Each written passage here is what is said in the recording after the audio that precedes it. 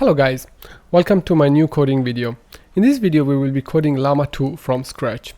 And just like the previous video in which I was coding the transformer model from zero, while coding I will also explain all the aspects of LLaMA, so each building block of the LLaMA architecture. And I will also explain the math behind the rotary positional encoding. I will also explain grouped query attention, the KV cache. So we will not only have a theoretical view of these concepts, but also a practical one. If you are not familiar with the transformer model, I highly recommend you watch my previous video on the transformer model, and then if you want you can also watch the previous video on how to code a transformer model from zero, because it will really help you a lot in understanding what we are doing in this current video. If you already watched my previous video on the architecture of LLaMA, in which I explained the concepts, it will be also really helpful. If you didn't, I will try to explain all the concepts, but not as much in detail as in the last video. So please, if you have time, if you want, please watch my previous video on the LLaMA architecture and then watch this video, because this will really give you a deeper understanding of what is happening. And let's review the LLaMA architecture. Here we have a comparison between the architecture of the standard transformer as introduced in the Attention is All You Need paper and the architecture of LLaMA. The first thing we notice is that the transformer was an encoder-decoder model, and in the previous video we actually trained it on a translation task on how to translate, for example, from English to Italian. While LLaMA is a large language model, so the goal of a large language model is actually to work with what is called the next token prediction task. So given a prompt, the model tries to come up with the next token that completes this prompt in the most coherent way. So in a way that it makes sense, the answer. And we keep asking the model for the successive tokens based on the previous tokens. So this is why it's called a causal model. So each output depends on the previous tokens, which is also called the prompt. Contrary to what I have done in my previous video on the coding the transformer model, in this video we will not start by coding the single building blocks of LLaMA and then come up with the bigger picture, but we will start from the bigger picture. So we will first make the skeleton of the architecture, and then we will build each block. I find that this is a better way for explaining LLaMA, also because the model is simpler, even if the single building blocks are much more complex. And this is why it's better to first look at how they interact with each other and then zoom into their inner workings. Let's start our journey with the embeddings. So this block here, let me use the laser. So this block here, so we are given an input and we want to convert it into embeddings. Let's also review what are embeddings. These are my slides from my previous video on the transformer. And as you can see, we start with an input sentence. So we are given, for example, the sentence, "Your cat is a lovely cat." We tokenize it, so we split into single tokens. We map each token into its position in the vocabulary. The vocabulary is the list of all the words that our model can recognize. These tokens actually most of the time are not single words. What I mean is that the model doesn't just split the word by white space into single words. Usually the most commonly used tokenizer is the BPE tokenizer, which means byte pair encoding tokenizer, in which the single tokens can also be a sequence of letters that are not necessarily mapped to a single word. It may be a part of a word, or maybe it may be a white space, it may be multiple words, or it may be a single digit, etc. And the embedding is a mapping between the number, so the input IDs that represent the position of the token inside of the vocabulary, to a vector. This vector in the original transformer was of size 512, while in LLaMA, in the base model, so the 7 billion model, it's 4096. The dimension is 4096, which means this vector will contain 4096 numbers. Each of these vectors represents somehow the meaning of the word, because each of these vectors are actually parameter vectors that are trained along the model, and somehow they capture the meaning of each word. So for example, if we take the word cat and dog, they will have an embedding that is more similar compared to cat and tree. If we compare the distance of these two vectors, so we could say the Euclidean distance of these two vectors. And this is why they are called embedding. This is why we say they capture the meaning of the word. So let's start coding the model. I will open Visual Studio Code, and first of all, we make sure that we have the necessary libraries. I will also share the repository of this project. So the only thing we need is Torch, Centerpiece, which is the tokenizer that we use in LLaMA, and TKODM.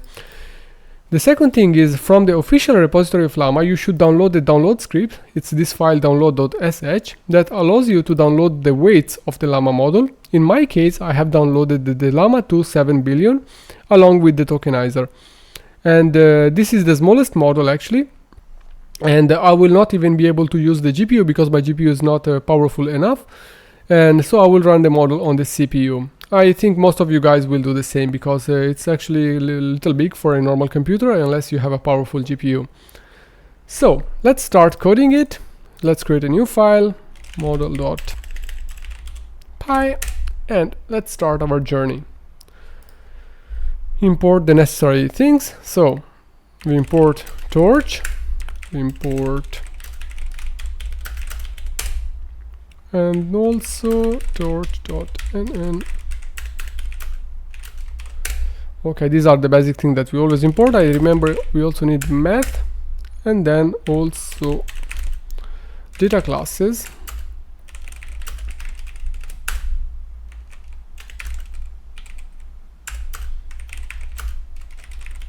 And this is all the imports we need. Most of the code is actually based on the original LLaMA code, so you don't be surprised if you see a lot of similarities. But I simplified a lot of parts to remove things that we don't need, especially, for example, the parallelization. And I also try to add a lot of comments to show you all the shapes change in each tensor. And that's it. So let's start. So the first thing I want to create is the class that represents the parameters of the model. So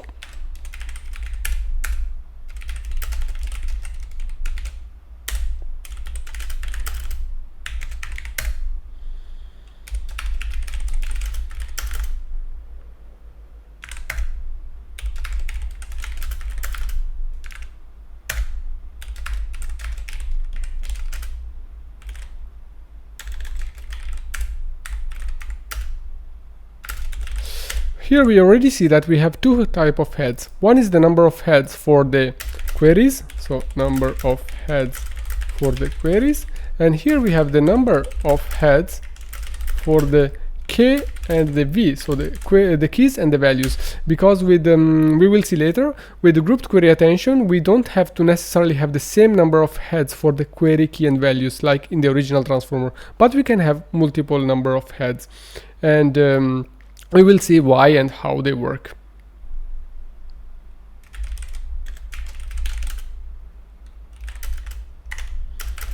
This will be set when we load the tokenizer.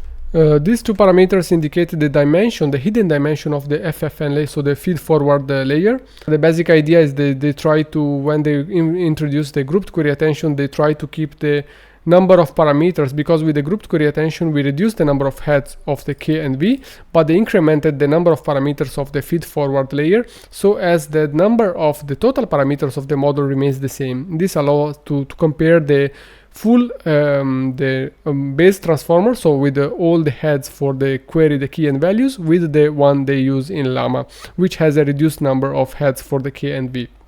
But this is just a decision, an architectural decision. Then we have some EPS. This is a number that is very small, and we will see why we need it.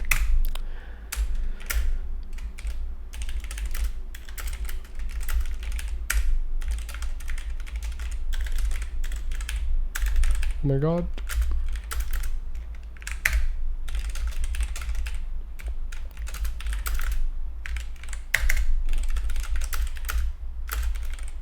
And these are all the parameters we need. Also here we have two parameters that we will later use for the KV cache, and I will explain you later what is it and how it works. Let's start, as I said before, let's start with implementing the skeleton of the entire model, and then we implement each single part. And while implementing each single part, I will also review the background and how it works and the maths behind it.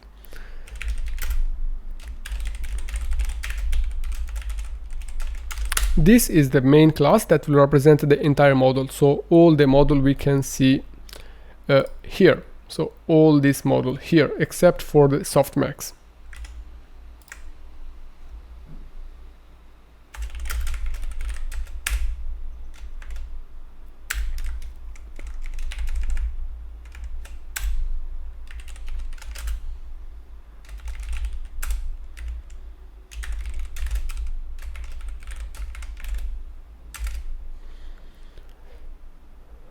We make sure that we have set the vocabulary size.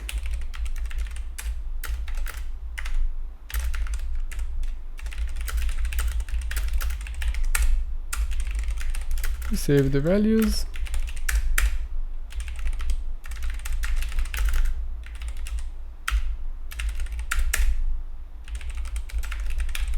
This is the number of layers of the model, so this represents this block here is repeated many times, one after another, just like in the transformer, the BIS transformer, if you remember correctly. This block here and this block here were repeated one after another many times, and here it's repeated 32 times.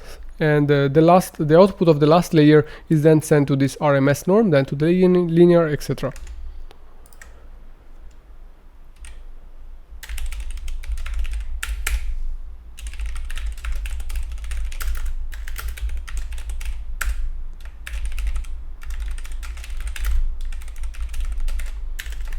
I'm using the same names as used in the transformer in the code from the LLaMA repository, because when we will load the weights of the model, the names must match, otherwise the torch doesn't know where to load the weights in.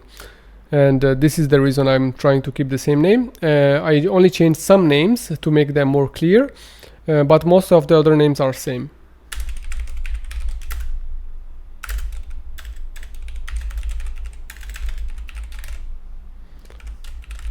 This is the model list, so this is the list of the layers.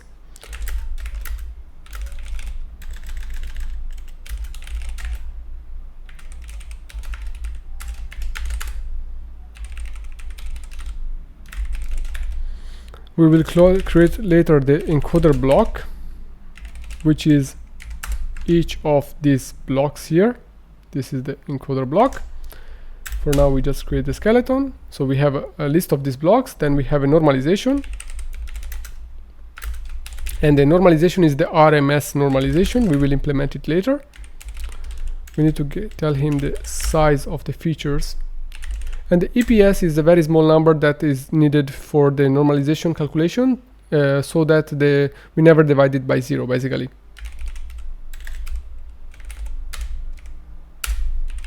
And then we have the output layer.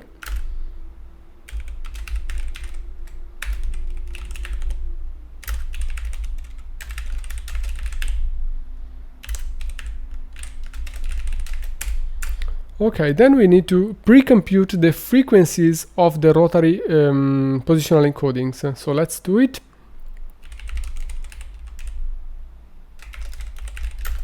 I created this method and then we go to implement it, and I will show you how it works.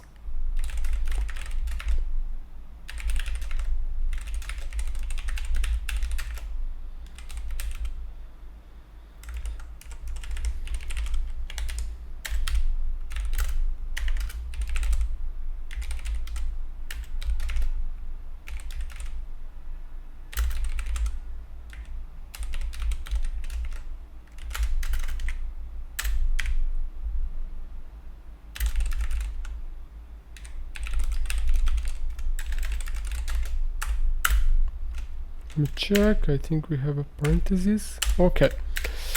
This is the base transformer model. So first of all, we have n layers.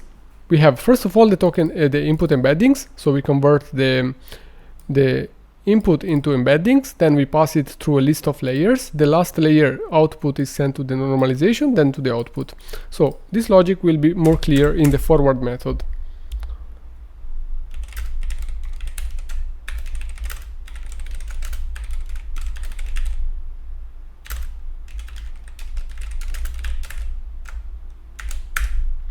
Okay, here you will see one thing that is different from the previous transformers is that the sequence length that we want is always 1.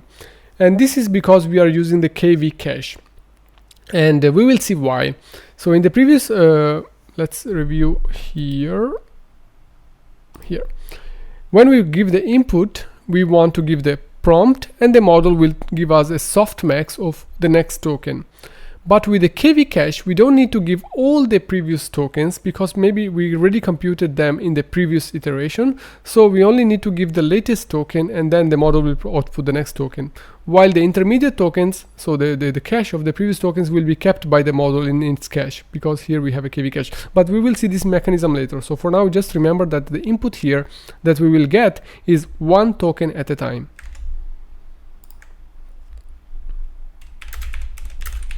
So we will get a batch with sequence length. Okay, so batch size, sequence length is tokens.shape. And we make sure that the sequence length is actually 1.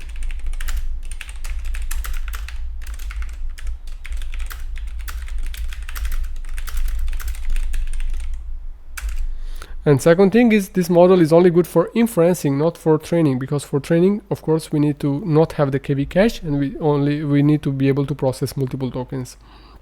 But our goal is actually to use the pre-trained LLaMA weights.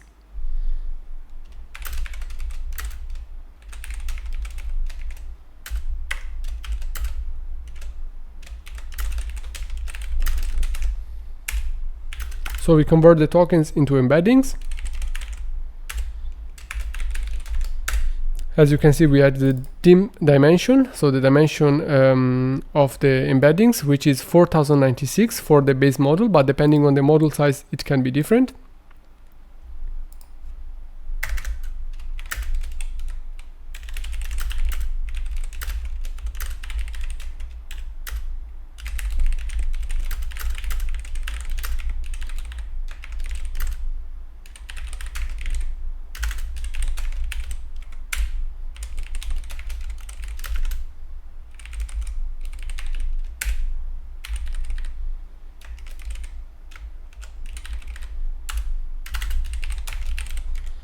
Okay, I promise I will explain this line here and this line here much more in detail just in 2 minutes. Let me finish it and I will explain everything together. So this is basically we pre-compute something about the positional encoding that we then give to the successive layers. But let's finish writing it, and then I expand this method and this one, and everything will be clear. So suppose with this one we retrieve something that is needed for computing the positional encoding, which then we feed to the next layers.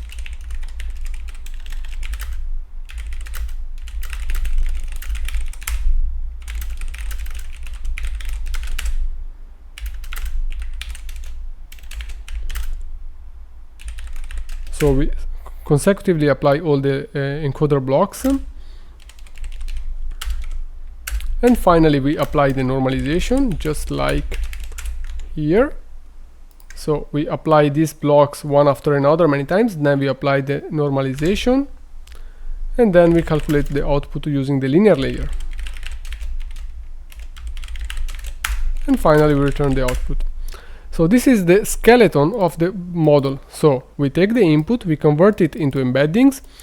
This part I will explain later. We give these input embeddings with something about the positional encodings to these blocks one after another. We take the output of the last one and give it to the RMS norm. We take the output of the RMS norm and give it to the linear layer, and then during the inference we will apply the softmax.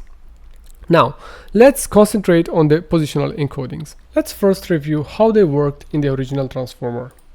As you remember, in the original transformer, so the transformer in the attention is all you need. We first take the sentence, we convert into embedding vectors, so vectors of size 512.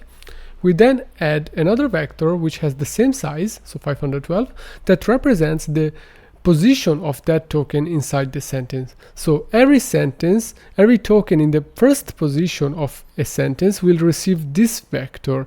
Every token in the second position of a sentence will have this vector added to it, and every token in the third position of a sentence will have this vector added to it. These vectors are pre-computed because they only depend on the position, not on the word they are applied to. And this is why they are called absolute positional encoding, because they only strictly depend on the position of the word inside of the sentence. While in the contrary, in the rotary positional embeddings, they are a little different. Let's go have a look. First of all, the rotary positional encodings or embeddings, they are computed right before the calculation of the attention, and they are only applied to the Q and the K matrices, not to the V. Let's see why. The first thing we need to understand is the difference between absolute positional encodings and relative ones. The absolute positional encodings are the one we just saw, so they deal with one token at a time, and each token gets its own embedding. While the relative positional embeddings, they come into play during the calculation of the attention.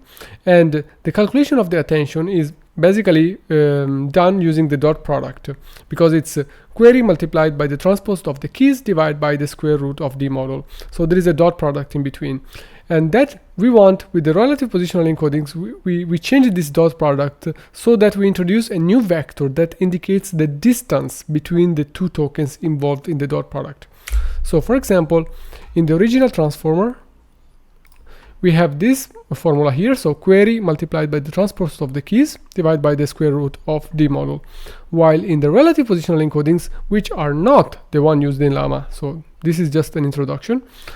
In the relative positional encodings, we have another vector here that represents the distance between these two tokens, and we compute the attention mechanism like this. The rotary positional embeddings, the one that are used in LLaMA, are something in between the absolute and the relative. Absolute because each token will get its own embedding, but relative because the attention mechanism will be evaluated using the relative distance between two tokens. Let's see.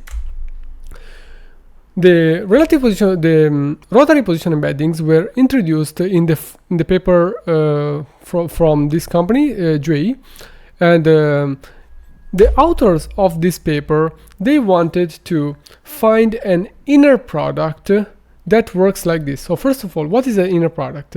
We are all familiar with the dot product. The inner product can be thought of as a generalization of the dot product. So it's an operation that has some properties that reflect what is the dot product. So the authors of this paper wanted to find an inner product between the two vectors query and key, such that they only depend on the, so this is the symbol for inner product. So this inner product only depends on the embedding of the two tokens involved, so xm and xn, and the relative distance of these two tokens, so the distance between them. For example, if the first token is in position 2 and the second token is in position 5, so m equal 2, n equal 5, the distance between two will be 3 or -3 according to the order. And they wanted to find a dot product that has this property, that only depends on the embedding of the first token, on the embedding of the second token, and the relative distance between them. Then they saw that if this function g is built in this way, then we achieve that objective. That is, we take the first token, so the query, for example, we multiply it by the W matrix. This is actually done also in the vanilla transformer, but okay, suppose there is no W matrix here. We convert it into a complex number in this form. We take the key vector, we transform into a complex number into this form, and we define the inner product in this way. This inner product will basically depend only on the distance between these two tokens. So they wanted to find an encoding mechanism such that the attention mechanism, which is based on a dot product, which is an inner product, behaves like this. So it only depends on the embeddings of the vector and the distance between them. And if we, for example, this formulation here, if we apply it on a vector of dimension 2, so we think of embedding of with only 2 dimensions, it becomes in this form here. This is due to the Euler's formula, so each complex number, thanks to the Euler's formula, can be written as the sine plus the cosine plus a sine. And this matrix here reminds us of the rotation matrix. Let me give you an example. Suppose our original vector is here, and if we multiply this vector v0 by this matrix here, the resulting vector will be rotated by the angle theta. So this is why they are called rotary positional embeddings, because the matrix here represents a rotation of the vector. So when we want to visualize how the rotary positional embedding work, we have to think that they will map it into a vector space, and they will rotate each word to an angle that is a multiple of a base angle, so theta, and proportional to the theta angle, proportional according to its position, so that two tokens that occupy similar positions will have similar inclination, and the two tokens have different positions will have different inclinations. And this is the idea behind the rotary positional embeddings. But how do we actually compute them into in the code, in the PyTorch? Well, to compute them, we need to build a matrix like this. And actually, as you can see, this matrix is actually full of zeros. And so when we calculate the embedding in this way, we will do, if we do a matrix multiplication, we will be doing a lot of operations that are useless because most of these items are 0. So the authors of the paper proposed another form that is more computationally efficient. And this form basically says that we take the embedding of the vector to which we want to apply the positional encodings. So for example, this one, this is a vector. So the first dimension, the second dimension, the third dimension, and the last dimension. So if this is, for example, the vanilla transformer, this would be xd should be 512. We multiply it element-wise by this matrix, plus another vector that is actually based on this vector but with the positions and the signs changed. So this is actually in the first position we have the second dimension with its sign changed. In the second position we have actually the first dimension. In the third position we have the fourth dimension but with sign changed, etc. So it depends only on the embedding of the word, but in a changed with the signs and position changed. And then we multiply this element-wise with another matrix that you can see here, this vector. Then this will be the encoding of the token we are talking about. And now what we can pre-compute is this matrix here, because it doesn't depend on the token to which we apply it to, and this matrix here, because it doesn't depend on the token we apply it to. And they depend on m, so it's the position of the word, and theta. What is theta? Theta is a series of numbers defined like this. And so let's first build the code to pre-compute this and this here. Let's do it. I will first write the code and later I will show you how it works.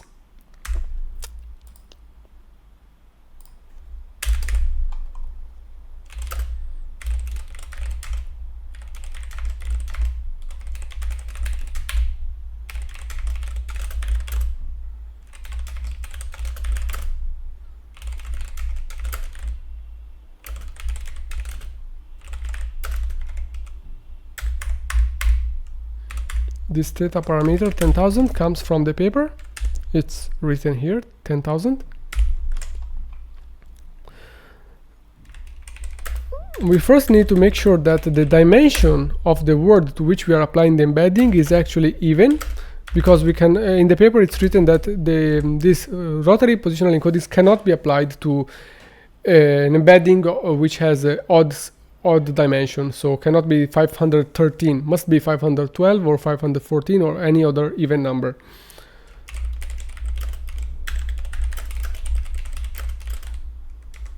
and this is as written in the paper.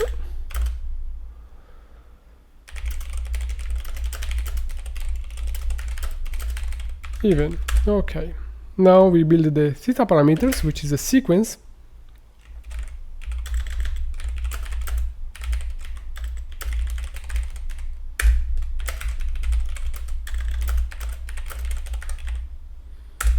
And the shape of this theta will be head dimension divided by 2. Because we will apply these embeddings to each head, so not right after the embedding, but after we have split them into multi-head, so each token, the token of each head, we check the size of the dimension of each head and we divide it by 2. Because, why divide it by 2? Because in the paper they also divide it by 2, so d divided by 2 here.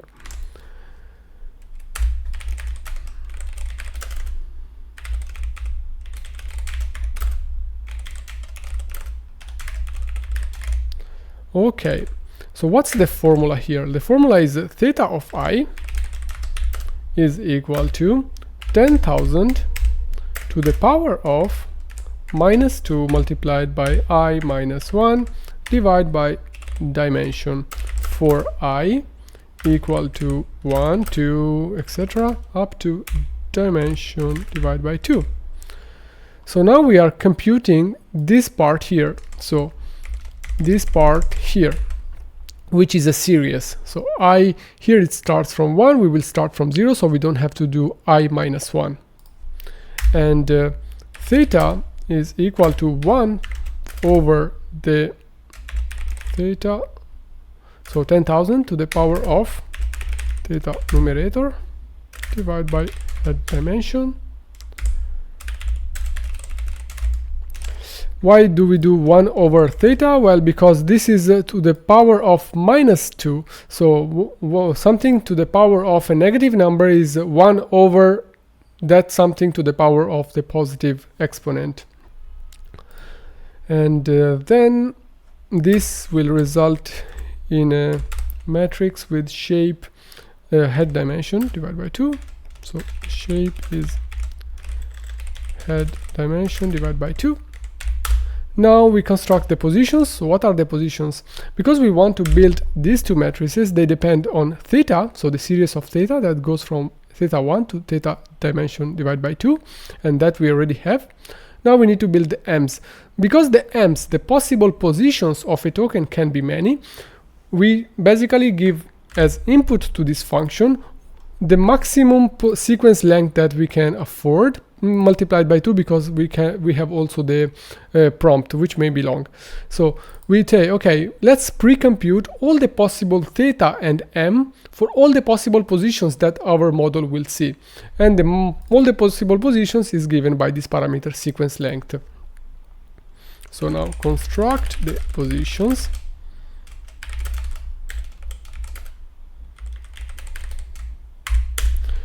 And the shape is sequence length, which is m.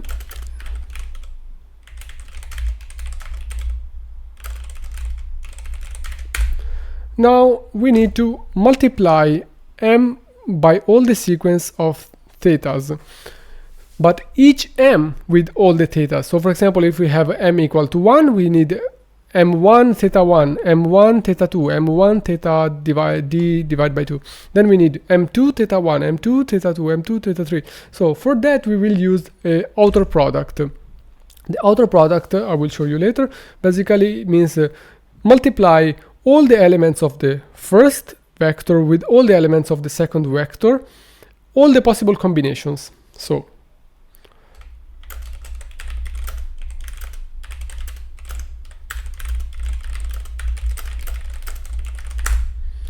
So for example, here we have frequency is equal to torch, outer product, m and theta. Okay, so what we are doing is we are doing the outer product with an m, which is the positions, multiplied by theta. This will basically take the first element of the first vector and multiply with all the elements of the second vector.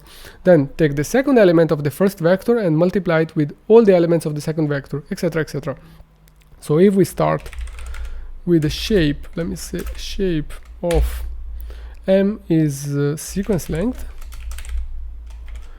let's say outer product with head dimension divided by 2, this will result in a tensor of sequence length by head dimension divided by 2. So for each position we will have all the theta, then for the second position we will have all the theta, for the third position we will have all the theta, and so on. Now we want to write these numbers into a complex form, and I will show you why.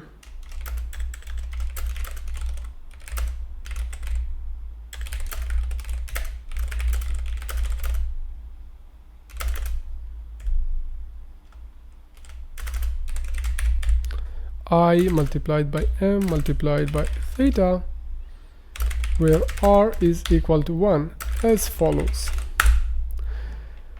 So we compute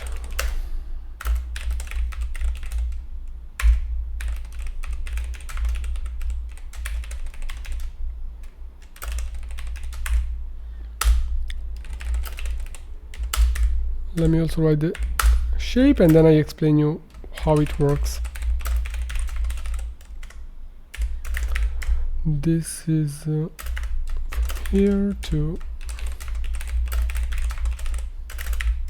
okay, let's write some formulas. I could also, not explain all the proofs, so I know the next few minutes will be a little boring because I will be explaining all the math behind it. But of course, I don't think just like me, you like to watch just some code and say, okay, this is how it's done. No, I like to actually give a motivation behind every operation we do, and that's, I think, one of the reasons you are watching this video and not just reading the code from the meta repository. So let's do some math. The first thing we need to review is how complex numbers work. Okay, a complex number is a number in the form a plus I multiplied by b, where a is called the real part and b is called the imaginary part. And I is a number such that I to the power of 2 is equal to -1. So the complex numbers were introduced to represent all the numbers that involve somehow the square root of a negative number. As you know from school, the square root of a number cannot be calculated, but so that's why we introduce this constant I, which is the negative number, which is the square root of -1. And so we can represent the square root of negative numbers. And they can also be helpful in vector calculations, and we will see how. Because we have the Euler's formula. The Euler's formula says that e to the power of I multiplied by x is equal to cosine of x plus I multiplied by sine of x. So it allows us to represent a complex number in the exponential form into a sum of two trigonometric functions, the cosine and the sine. And this will be very helpful later, because our goal is to calculate these matrices here, the cosine of m theta and the sines of m theta. And the first thing we did is we calculated all the theta 1, then we calculated all the positions, then we calculated all the possible combinations of positions and thetas. So what we did is we calculated a vector that represents the theta.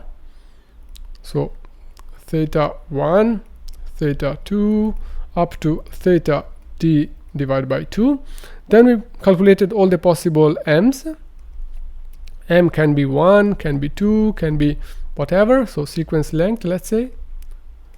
Then we calculated the product of each of them, which for all the possible theta. So for example, we created a new matrix that has m1 theta 1, m1 theta 2, m1 theta 3, up to m1 theta d divided by 2, and then m2 theta 1, m2 theta 2, m2 theta 3, etc., until m2 theta d divided by 2. These numbers are still not complex numbers, they're just real numbers, because theta is a real number, m is a real number, but they are not complex numbers. Then we convert them into complex numbers. So what we do with the last operation here, this one here, we convert each of these numbers into its polar form. A number in polar form is a number that can be written as r multiplied by e to the power of I theta, which can be written as r cosine of theta plus I sine of theta. Why? Because it can be represented in the graphical, let's say, graphical plane xy. As you know, complex numbers can be represented into the 2D plane xy, where the real part is on the x and the imaginary part is on the y. So we are actually representing a vector of size, let's say, r, with an inclination of theta, because as you know, the projection of this vector on the real part is r cos theta plus I, the projection on the y-axis is sine of theta. And here I forgot r, yeah, I forgot an r here, r sin of theta. So this is another way of representing complex numbers. And what we are doing is we are calculating this matrix and then converting all these numbers into their complex form. So we are converting it into another matrix that has r equal to 1, and this number here, for example, this item here, will become cosine of m1 theta 1 plus I sine of m1 theta 1. This number here will become another number. So this is only one number.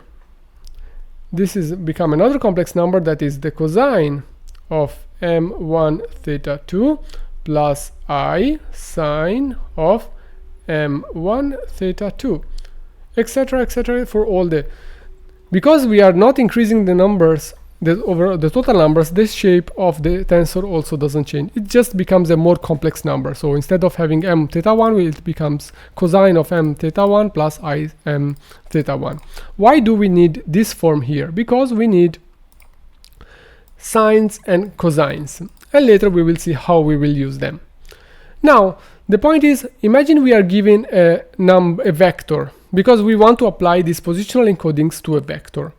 So how to apply them? Because the vector will be given us as a list of dimensions from x1 to the last dimension. Just like in the original transformer, we had a vector of size 512. In this case, it will be much smaller because it's the dimension of each head. And as you remember, each head doesn't watch the full dimension of the vector, embedding vector, but a part of it. So, but for us, okay, imagine it's only one head. So if it's only one head, we will watch the full dimension. So for now, don't consider the multi-head. Just suppose that we only are working with one head. So imagine we have a token with its full dimensions. So in the case of LLaMA, 4096 dimensions. And in the case of the vanilla transformer, 512. How to apply it? Let's do some math.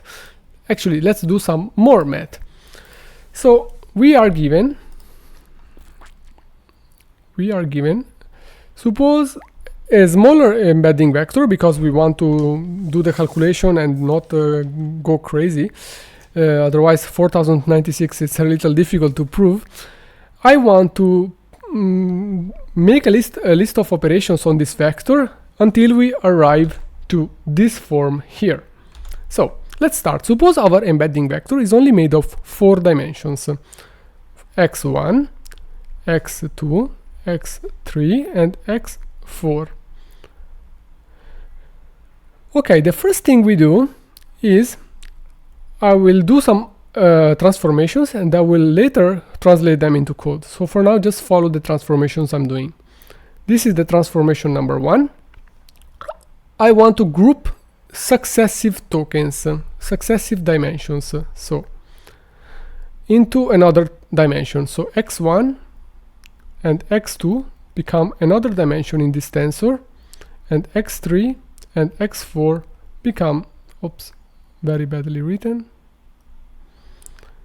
x4 become another dimension in this tensor. The total number of items is still 4, but I added another dimension. And this has a size 4 by 1, right? This one has 2 by 2 by 1. So I split it into multiple tensors. And okay, now this next thing I do, I consider this first number of this part to be the real part of the complex number, and this one to be the imaginary part of the complex number, and the same for the second vector here. So I do another transformation that we will call 2, in which x1 plus I x2, and then x3 plus I x2. This vector has less items because now two numbers became one complex number. Now I multiply this element-wise with the vector that we pre-computed before. As you remember before, we pre-computed this one, cosine of m1 theta 1 plus I of m1 theta 1, cosine of m1 theta 2 plus I.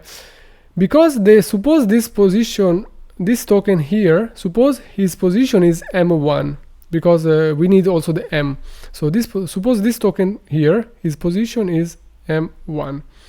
So we take all this row here, m1, and this will become our new matrix here.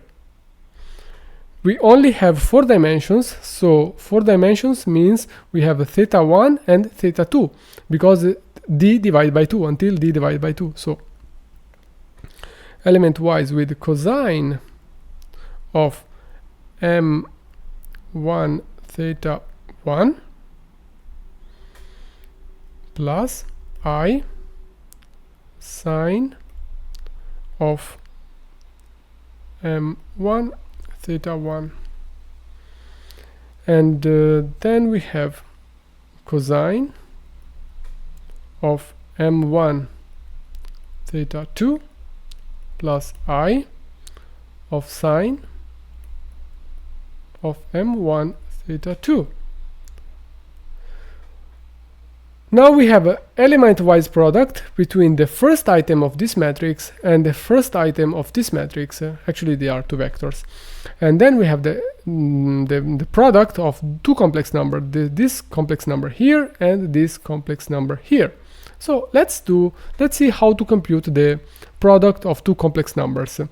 Because I don't want to write very long expressions, I will call this one f1. So f1 is the cosine of m1 theta 1, and f2 is the sine of m1 theta 1.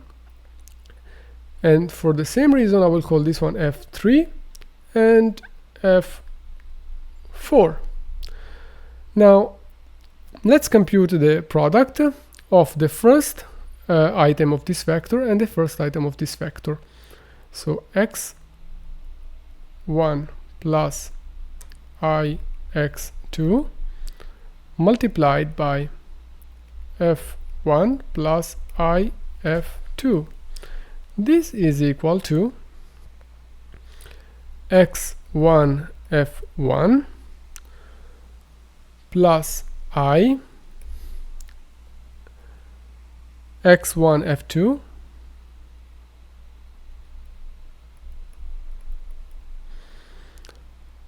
plus I x2 f1. Then we have this product I x2 multiplied by I x2, but it will become I squared x2 f2. I squared, we know it's equal to -1, so it will become minus x2 f2. This one can then be written as real part, so all the terms that don't have I, x1 f1 minus x2 f2 plus I that multiplies x1 f2 plus x2 f1. Okay, this is how to compute the product of two complex numbers. Let's do it. So the first number here in the resulting matrix from this element-wise multiplication will be x1 f1, x1 f1 minus x2 f2, x2 f2 plus I of x1 f2 plus x2 f1. The second element, we don't need to do this multiplication because they have the similar structure as the first one, so we just change the x1 with x3, x2 with x4, this is x4, and f1 with f3 and f2 with f4. So the resulting matrix will be x3 f3 minus x4 f4 plus I x3 f4 plus x4 f3. This one can then be split back, so this complex number we can split the real part and the imaginary part, and this we will call it transformation number 3. So we can split it into in a tensor of 2 dimensions. One is the real part and one is the complex part, where is x1 f1 minus x2 f2. Then x1 f2 plus x2 f1. This is the first tensor. The second tensor will be x3 f3 minus x4 f4, and the second will be x3 f4 plus x4 f3. I'm really sorry for the bad handwriting, but it's my touchpad is not so good.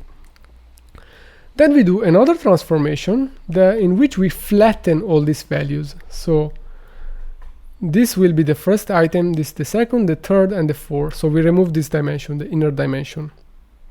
So we flatten this matrix, and it will become x1 f1 minus x2 f2. The second items will be x1 f2 plus x2 x1 f2 plus 2x2 f1. Then we have x3 f3 minus x4 f4. Then we have x3 f4 plus x4 f3. Let's compare this resulting matrix with what is in the paper. So let's compare it with this one. Oops. Let me zoom a little bit. Okay. The resulting matrix is exactly the same as what is in the paper. So x1 multiplied by f1, which is the cosine, as you remember, m1 theta 1. So x1 multiplied by f1 plus minus x2, so minus x2 multiplied by f2, which is the sine, as you can see here, sine of m1 theta 1. Here it's not m1 because it's for the generic m, but we set m equal to m1. And the second dimension is also correct, so it's x1 f2, so x1 x1 here, because here is the sum, so the order doesn't matter. So x1 f2, so x1 multiplied by the sine plus x2 f1, x2 f1. And let me check if we can use, no, okay. The third dimension is x3 f3, so x3 multiplied by the cosine minus x4 sine minus x4 sine. Then we have x3 f4, so x3 f4, f4 is the sine of theta 2, and plus x4 f3, x4 f3, f3 is the cosine of theta 2. Also in this case, because we have the sum here inside, the order doesn't matter. So as you can see, we started with a vector of dimension 4, but it could be of dimension n, and we did some transformation. We then multiplied with the matrix that we pre-computed here. Then we did some other transformation, and the end result is exactly as doing this operation. So now let's translate this into code, because this is actually what we need to apply the embedding vector to this vector here. So to this token, how to apply the embeddings, the rotary position embeddings, through this series of transformations. So I could have also written the code and not tell you anything, but I like to give proof to what I do, so that you know that what I'm doing is actually described in the paper, and we are actually doing it according to the paper.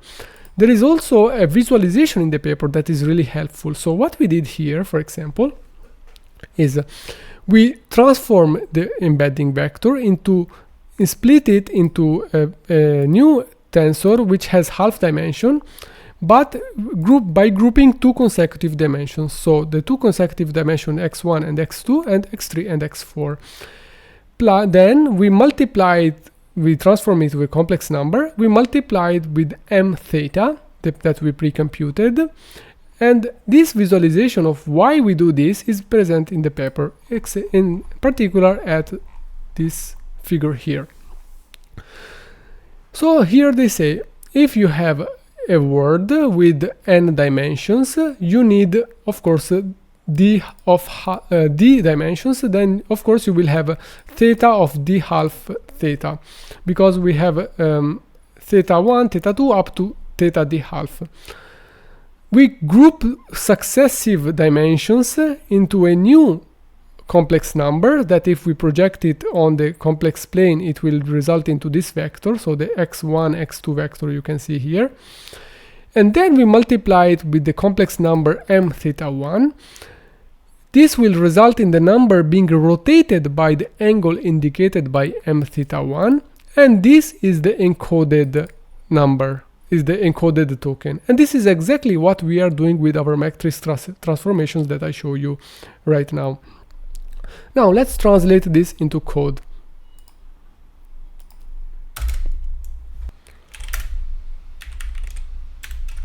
Apply rotary embeddings. X is the token to which we want to apply the rotary embeddings.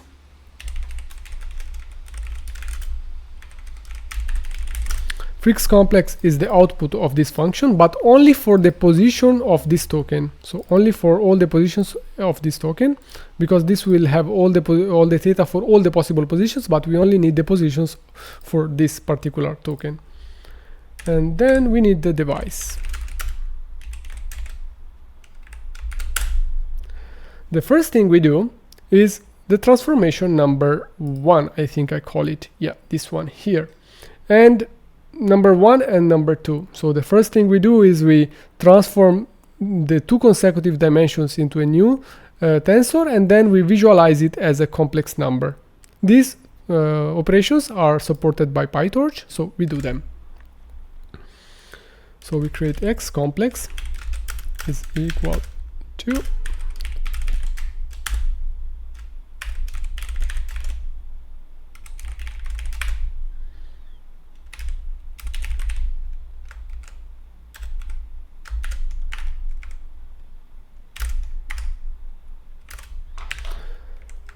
okay, this operation here is basically saying take two consecutive dimensions and group them.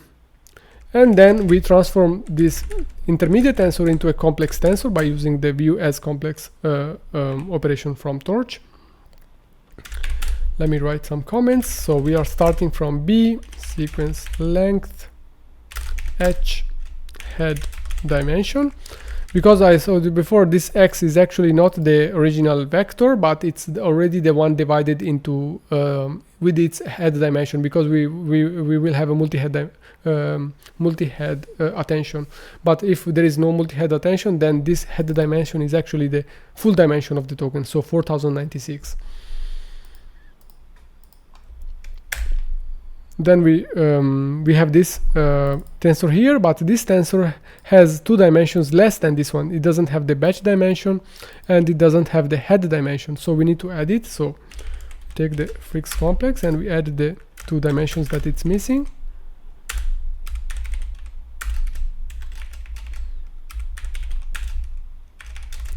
And here we are doing, okay, let me write all the transformations. Here we are going from here to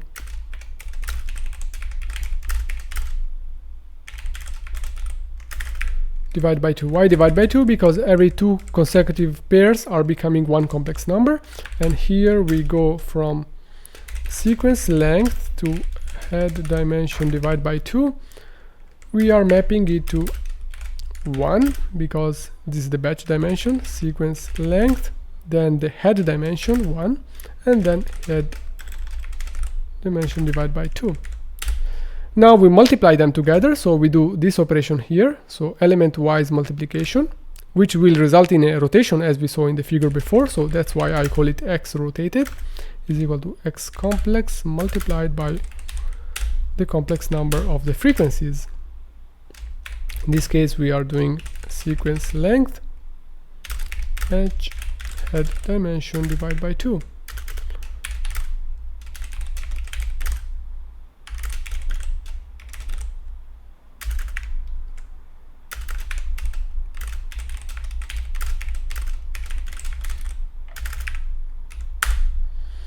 Then we multiply it, we obtain this result, and then we first transform it into, we transform the complex number into a tensor in which the first item is the real part of the complex number and then the complex part, the imaginary part, and then we flatten it. So let's do it.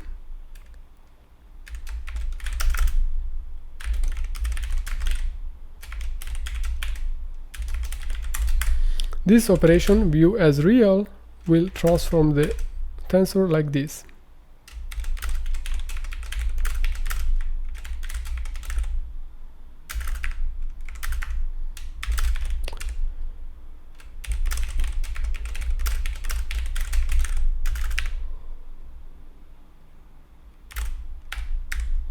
So it's this transformation here, in which we transform the complex number into a tensor of 2 dimensions.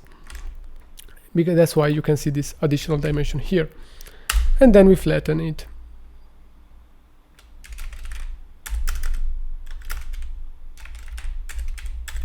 You can just say to flatten it with the shape of the original tensor we give it. So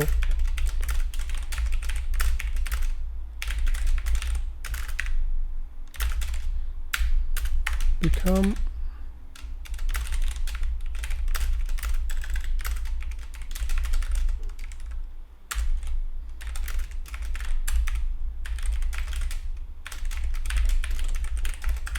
and this is how we calculate the embedding. So given a tensor of representing a token or a list of tokens, because we have the batch dimensions, we can apply the embeddings like this, doing all these transformations that we have done here and that are represented in this code, and they are all equivalent to doing this operation as written on the paper.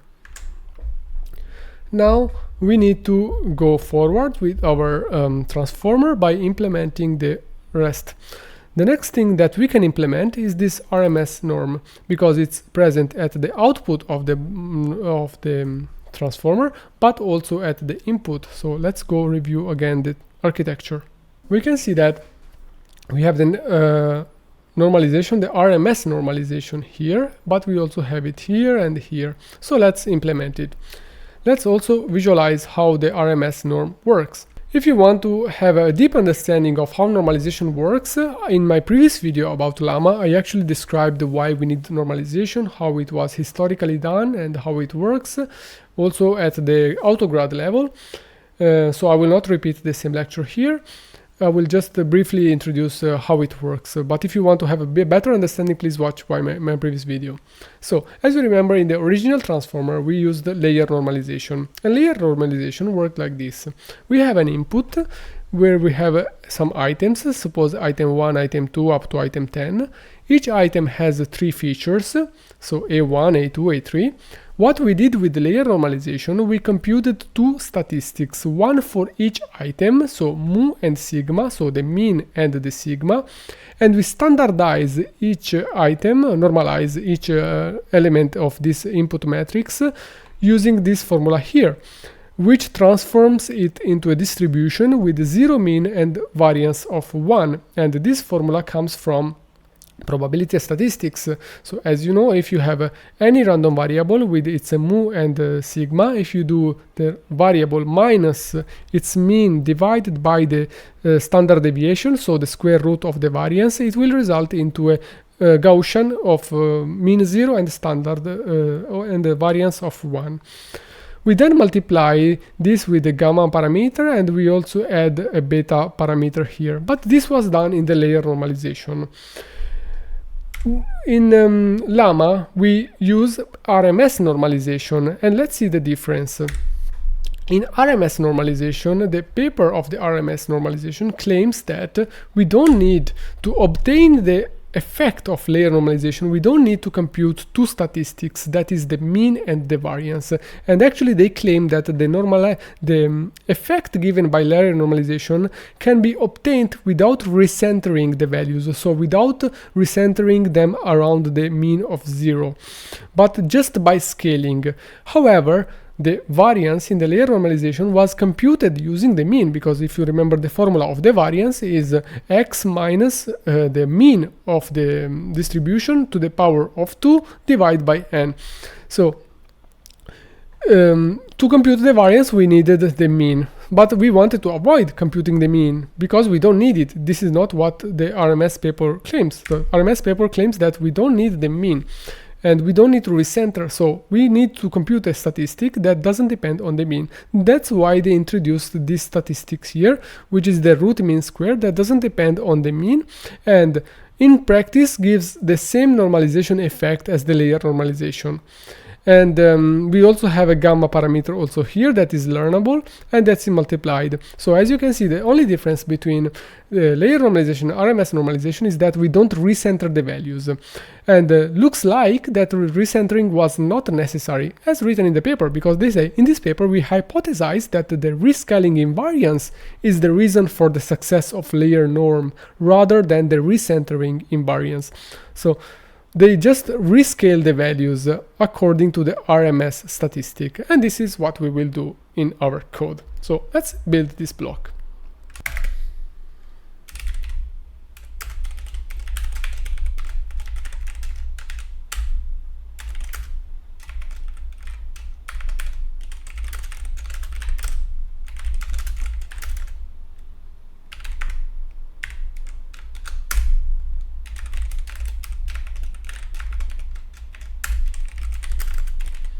So the APS value you can see here is used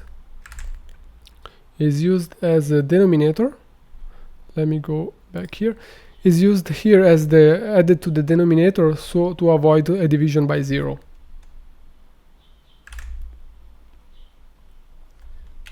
And then we have the gamma parameter.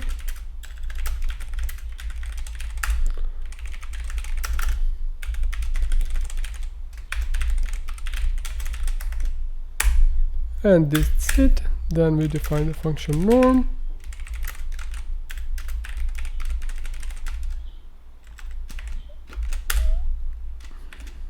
Where x is batch, sequence length, dimension. Okay, so we return x multiplied by torch.rs_t. rs_t stands for the 1 over the square root,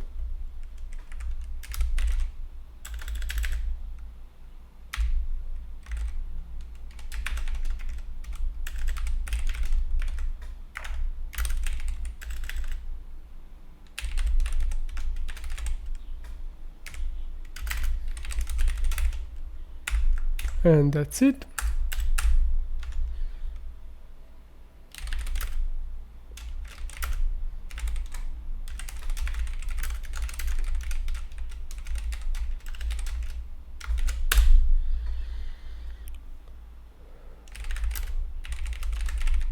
We multiply by gamma.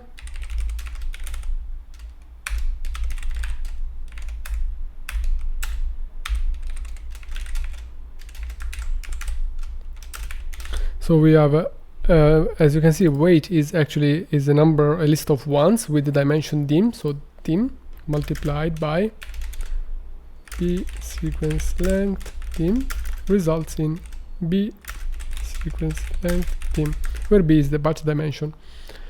And here what we are doing is, this is our sqrt is equal to 1 over sqrt of x, just as a reminder. And the dimensions here are multiplied by b sequence length 1, which results in b sequence length dimensions. So what we are doing is exactly just this formula here. So just multiply it by 1 over RMS and then multiply it with gamma here. Now that we have also built the RMS norm, let's go check our next building block, which is this encoder block. So what is the encoder block? Let's go back to the transformer. Here we have the encoder block is all this block here that contains a normalization, it contains a self-attention here, it contains skip connections, you can see here, another normalization, another skip connection, and a feed-forward layer here.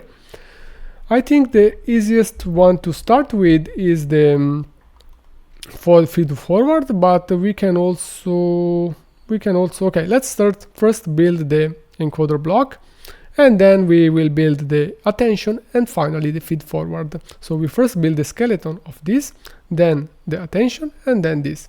Let's go.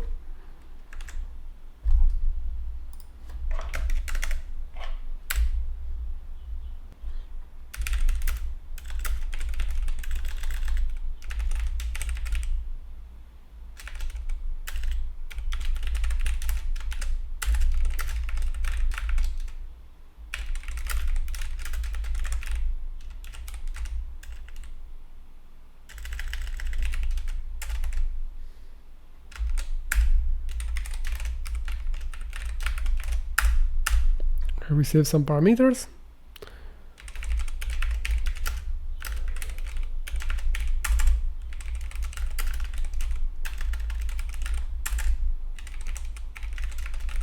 What is the head dimension? Is the dimension of the vector divided by the number of heads. So 4096 divided by here is the divided by 32, because as we can see here, we have the dimension of the vector of the embedding vector is 4096, but we have 32 heads. So each head will see 4096 divided by 32 items from each token.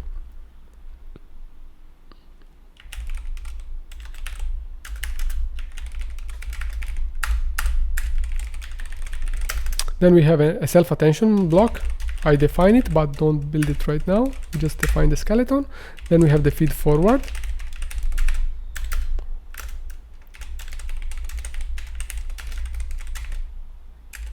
Then we have the normalization before the self-attention. So self-attention. This is our RMS norm. And this is the motivation behind this argument norm APS. Then we have an after the feed forward.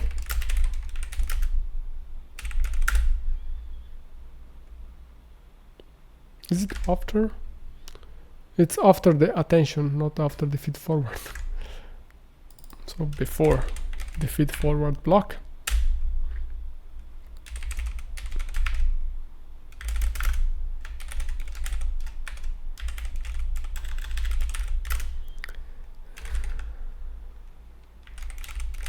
And then we have norm APS.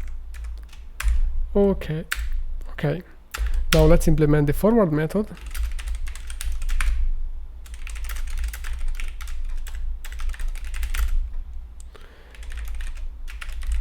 start pause indicates the position of the token.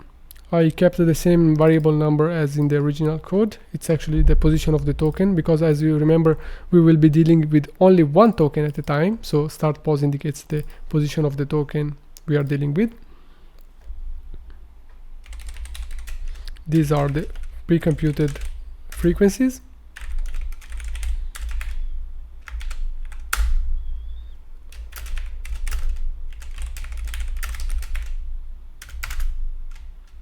So we need to the skip connection, and yeah.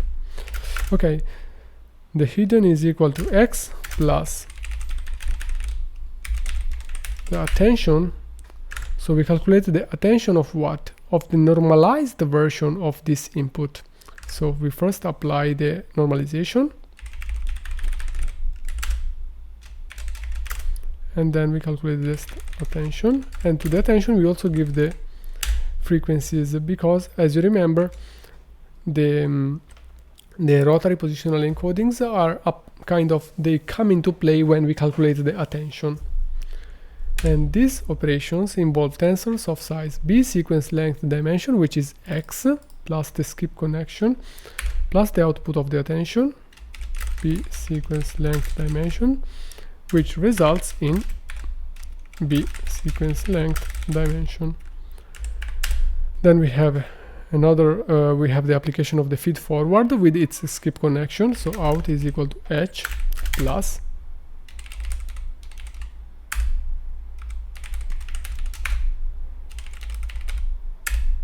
and before we send it to the feed forward, as before, we applied the normalization. And this is the output. Now we need to build the self-attention and the feed forward. Let's start with the harder part first, so the self-attention, because I think it's more interesting. Before we build the self-attention, let's review how self-attention worked in the original transformer and how it will work here. So, okay, this is the original paper from the original paper of the transformer, so attention is all you need. Let's review the self-attention mechanism in the original transformer, and then we will see how it works in LLaMA. In the attention is all you need, we have an input, which is a sequence by d model, so a sequence of tokens, each token modeled by a vector of size d model. We transform them into query, key, and values, which are the same input. We multiply by a W matrix, which is a parameter matrix, which results in a new matrix, which has this dimension of sequence by d model. And we then split them into the number of heads that we have, such that each vector that represents the token is split into, suppose we have 4 heads, so each vector, each head will see a part of the embedding of each token. So if the token was 512 in size, for example, the embedding vector, the first head will watch 128 dimensions of this vector, the second head will watch the next 108 dimensions, the next head will watch the next 108 dimensions, etc, etc, etc. We then calculate the attention between all these smaller matrices, so Q, K, and V. This results in head 1, head 2, head 3, and head 4. We then concatenate them together. We multiply with the W matrix, and this is the output of the multi-head attention.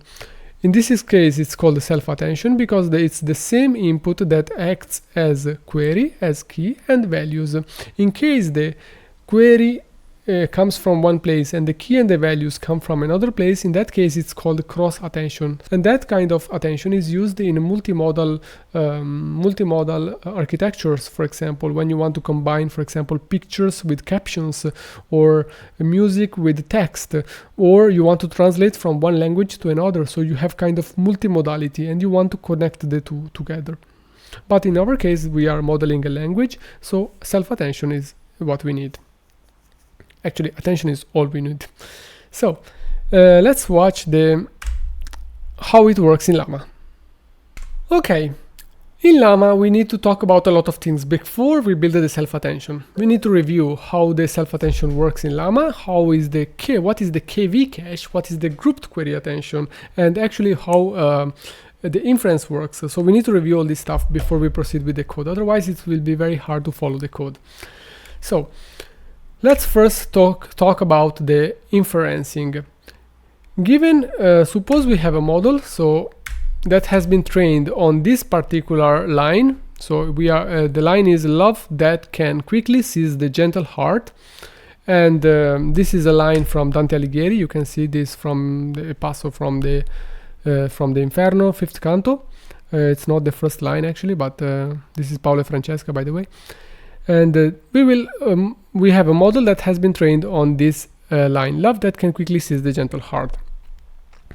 Now, a model that has been trained on this particular line using the next token prediction should have an input that is built in this way. So the start of sentence, and then the tokens that represent the sentence. Then the target should be the same sentence with the end of sentence.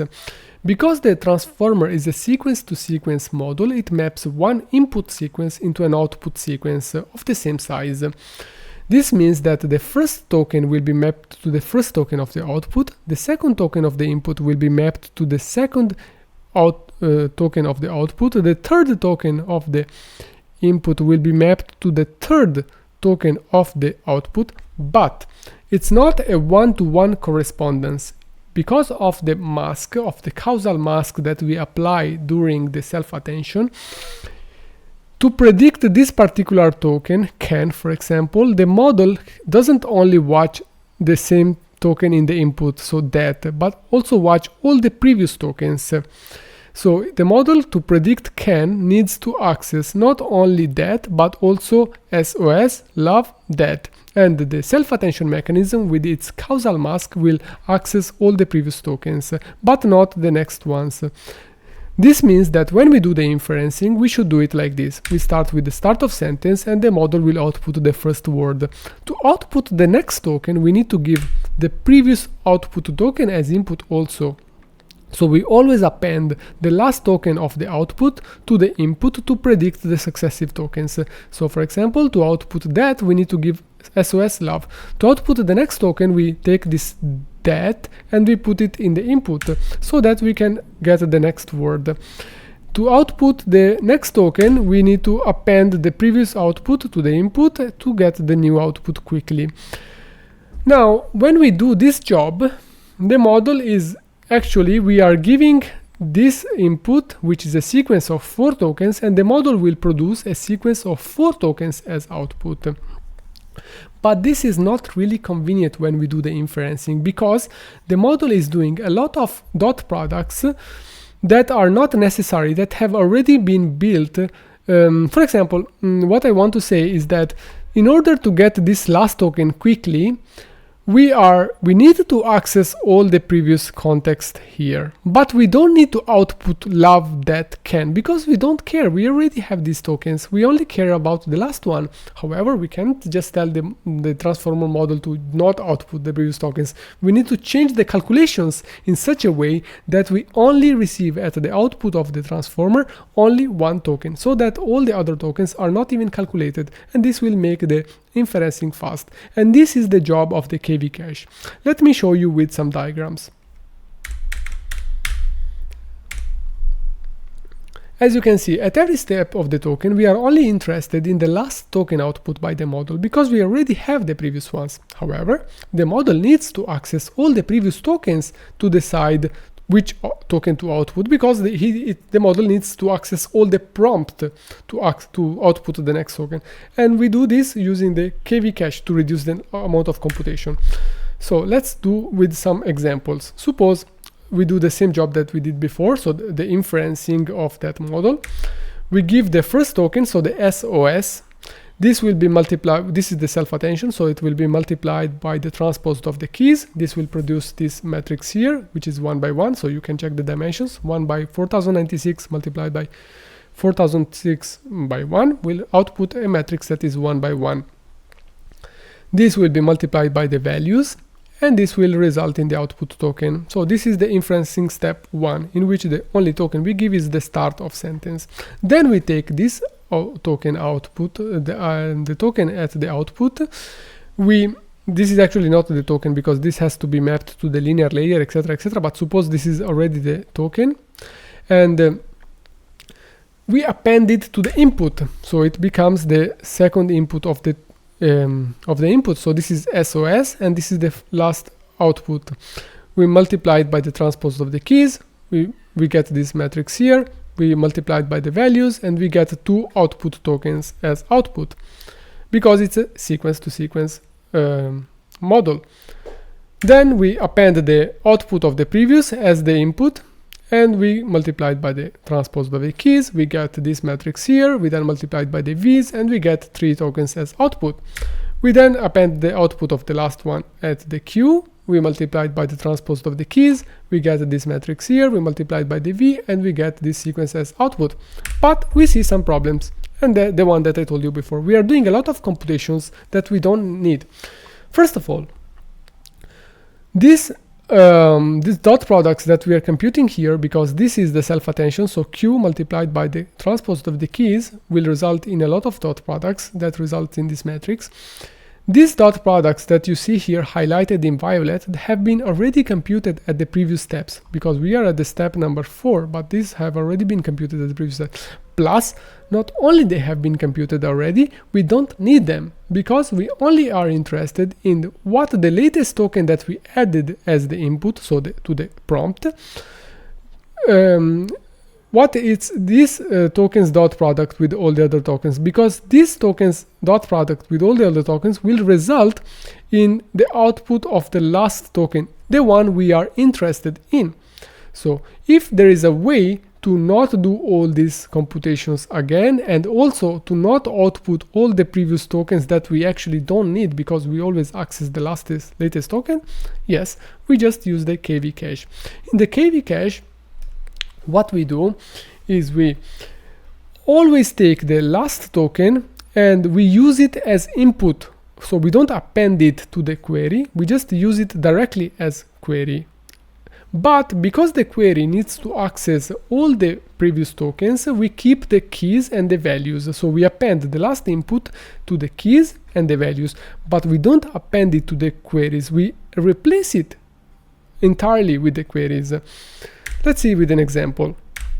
For example, this is our first step of inferencing. So this is just the start of sentence token. So we just have one token. We multiply it by the transpose of the keys. It will result in 1 by 1. So we only have one token as output. This token, in the previous case, was appended to the queries. So it became, in the next step, it became a matrix of dimension 2 by 4096. But in our case, at the time step 2, we don't append it. We only append it to the end of the keys and the values. And we only keep the queries here. If we do this product again now, we will see that this row here is the only one we are interested in. So the one that was not violet in the previous diagram. And if we do this dot product, it will result in only the last token, the one we are interested in. And every time we keep doing this job, we will see the key and the values grow. The queries will be always the last token, but the number of dot products that we are doing during the inferencing is much less. We don't need to do all those dot products that we did before. So compare, this is time step 4. This is 4 dot products.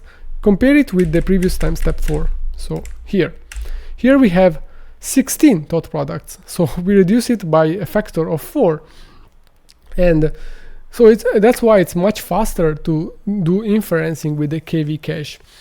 And let's review again. So here, as you can see, the matrix Q, K, and every time we add the token to the Q grows, right? But all these previous values with the KV cache, we are not computing it again. So that's why this is much faster. We only compute the one we need. And we only get one token as output. If this mechanism is not clear, please watch my previous video about LLaMA, in which I describe it in much more detail and also with much more visualizations. Now let's go build this. There is another thing actually I want to show you before we go to build it, which is the grouped query attention.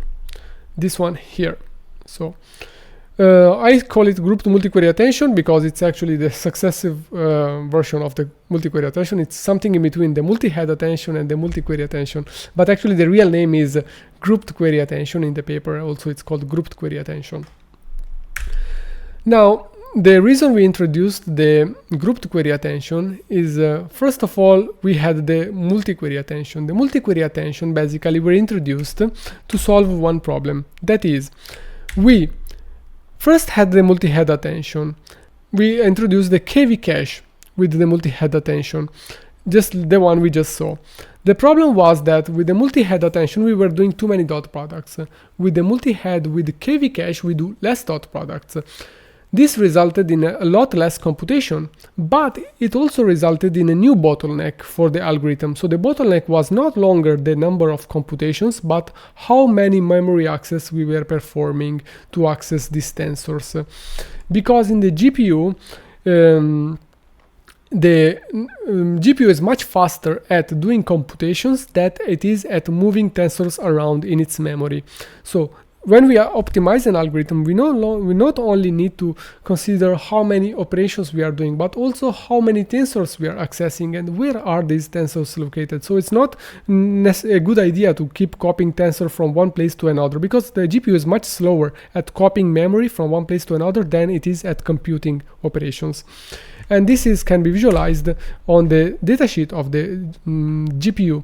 You can see, for example, that computing operations is 19.5 tera floating point operations per second, and while the memory bandwidth, so how faster it can move memory, is 40 times slower. So it's we need to optimize algorithms also for managing how many tensors we access and how we move them around the memory. This is why we introduced the multi-query attention. The multi-query attention basically means that we have many heads for the queries, but we only have one head for the key and the values.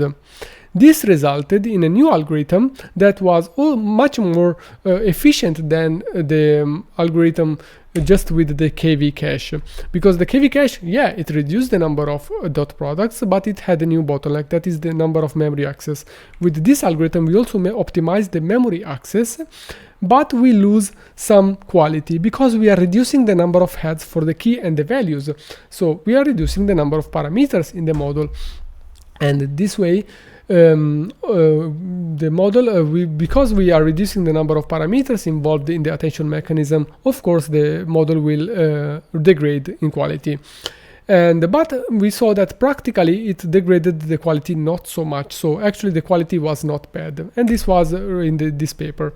So they show that the quality degradation was very little, so from 26.7 to 26.5, but the performance gain were very important. We went from 48 microsecond per token to 5 microsecond or 6 microsecond per token, so a lot faster. Now, let's introduce the grouped query attention or the group multi-query attention.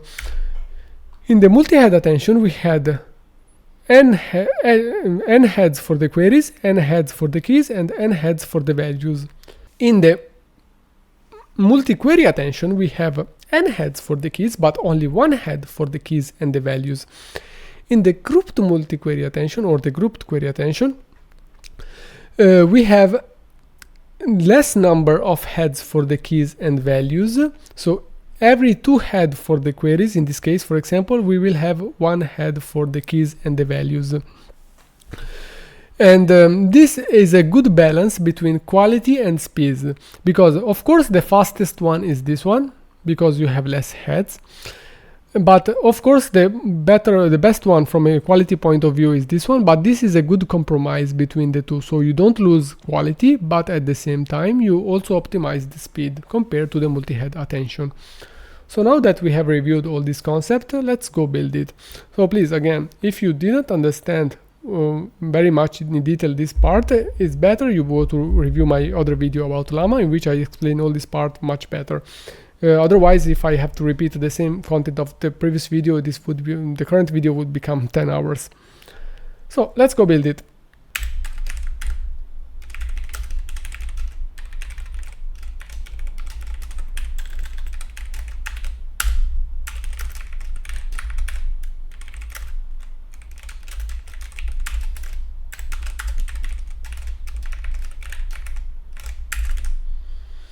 Okay. We need to save some things. Compared to the original code from LLaMA from Facebook, from Meta, I actually removed the parallelization. First of all, because I cannot test it. I don't have multiple GPUs. I don't have a very powerful GPU actually. And so I simplified the code a lot.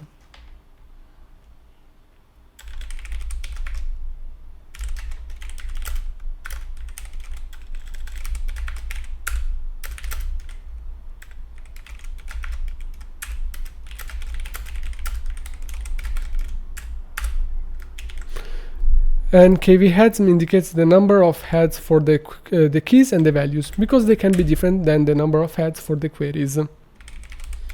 And this is why we also have an heads queue.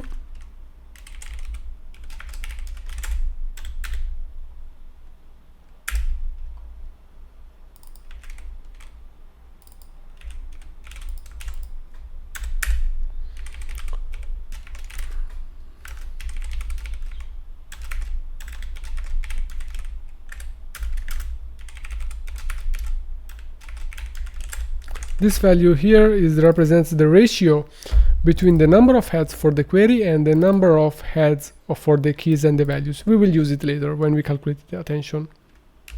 So let me write some comments. So this is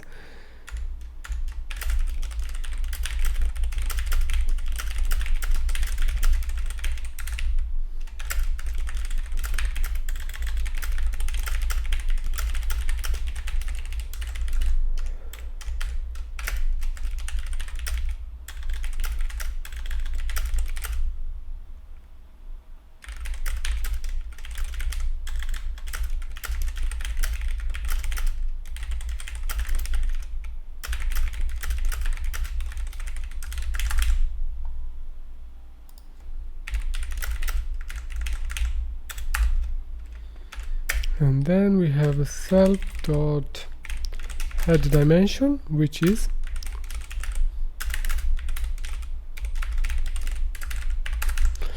this indicates the the part of the embedding that will be visualized by each head, because as you know, the embedding is split into multiple heads, so each head will watch the full sentence but a part of the embedding of each word.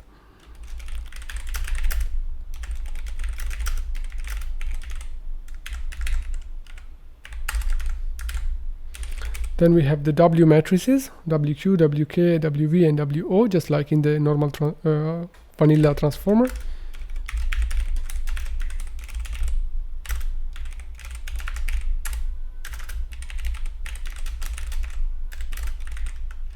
And they don't have any bias.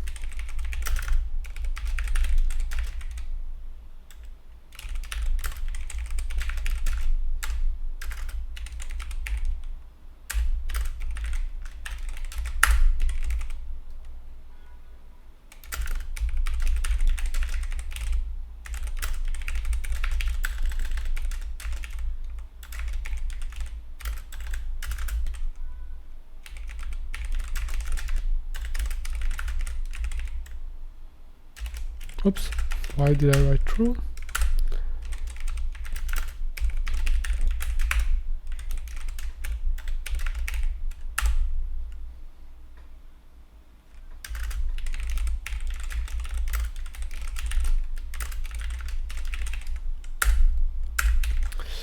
And then we create a cache. We will see later how it's used. I just now created one for the keys and one with for the values.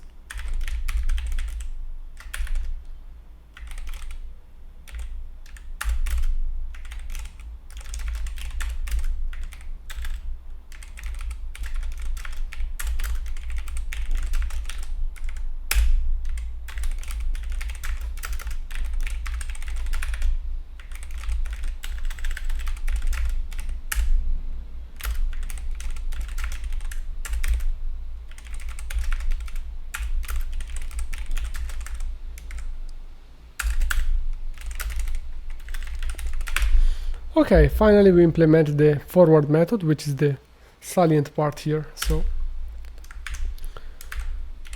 self x is, to simplify the code for you, I will write for each operation I will write the dimensions of the tensor that is involved in the operation and also the resulting tensor from each operation.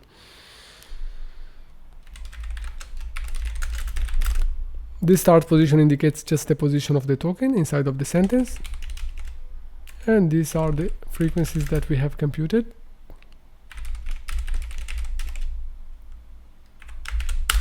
Okay, let's start by extracting pipe size.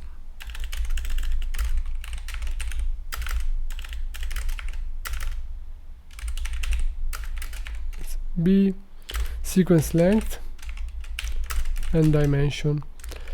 But the sequence length we know it's 1. So dimension, yeah.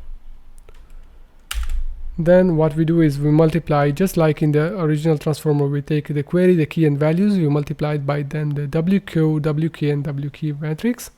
So XQ is equal to self.WQ. This means going from B1 dimension to B1 head dimension. So the number of heads for the query multiplied by the dimension, because we are, in this case, we are, this is actually equal to dim. So the number of heads multiplied the head dimension, as you can see from here. So we are not changing the shape.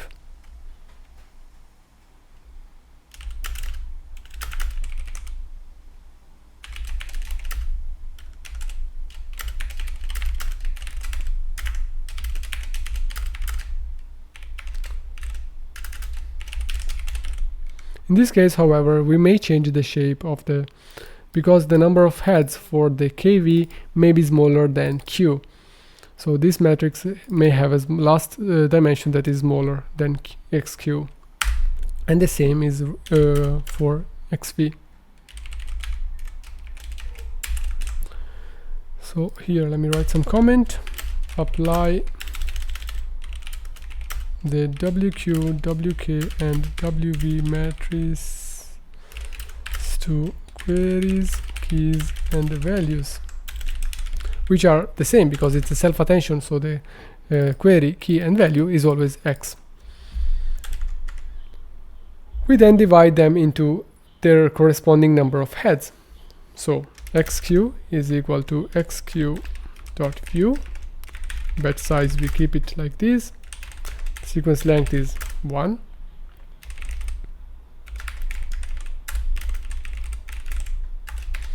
So we divide B1 HQ multiplied by head dimension into B1 head HQ and head dimension. So we divide them into the H heads for the query. And then we do the same for the key and the values.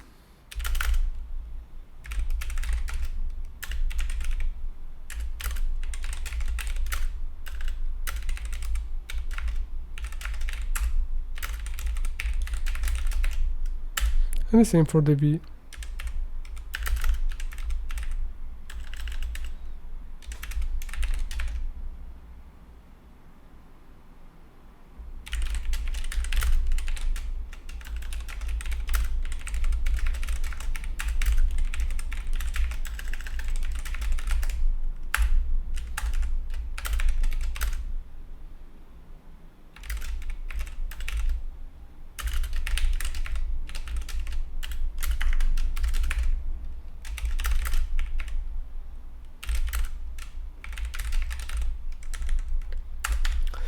Now we have multiplied, okay, we have the X input, we multiplied by the WQ, WK and WK. Why? Let's go check the code here. As you remember, we take the input, we multiply it by WQ, WK and WV. This will result in these matrices here. We then divide them into the number of heads. But in the case of grouped query attention, they may be different. So this may be 4 heads and this may be 2 heads and this may be 2 heads. So they are not the same number. The next thing we are going to do, and this is present in the here, we need to apply the rotary positional encodings to the query and the keys, but not the values. Let's do it.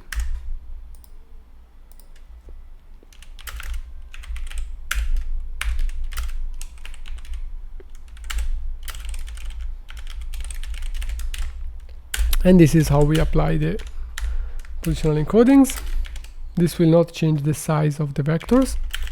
You can see that here, because at the end we have the same shape as the original input vector.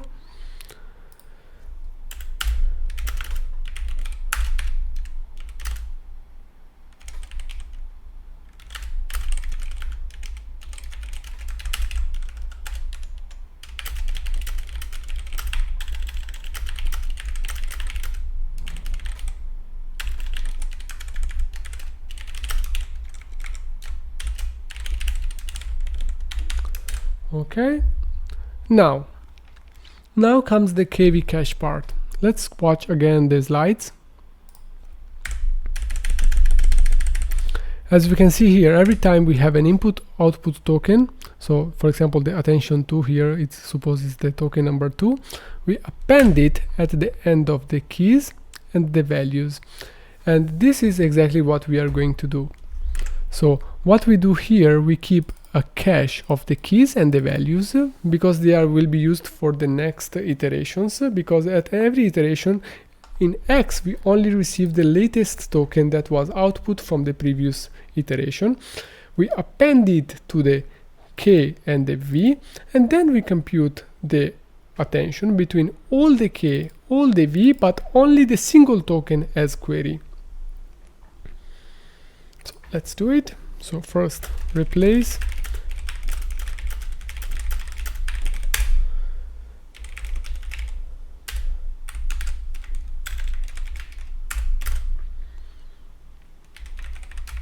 this is the position of the token. This should be 1 because sequence length is actually 1 always, but I try to keep this code the same as the one from LLaMA, from Meta.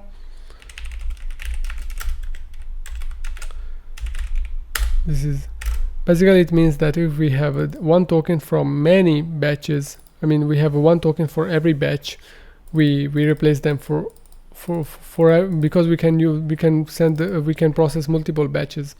So we replace the entry for this particular position for every batch.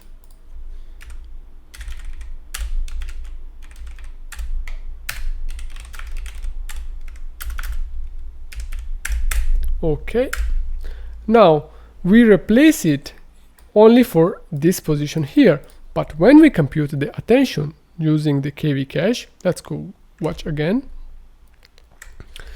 We need to calculate the product, the dot product between the only one token but all the keys, and then we need to multiply with all the values, and this will result in only one token as output. So we need to extract from this cache all the tokens as keys and all the tokens as values up to this position here, the one we are passing. So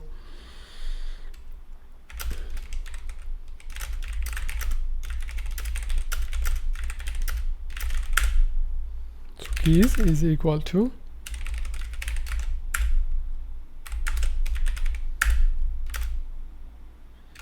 all, so starting from 0 up to start pose plus sequence length, and the values are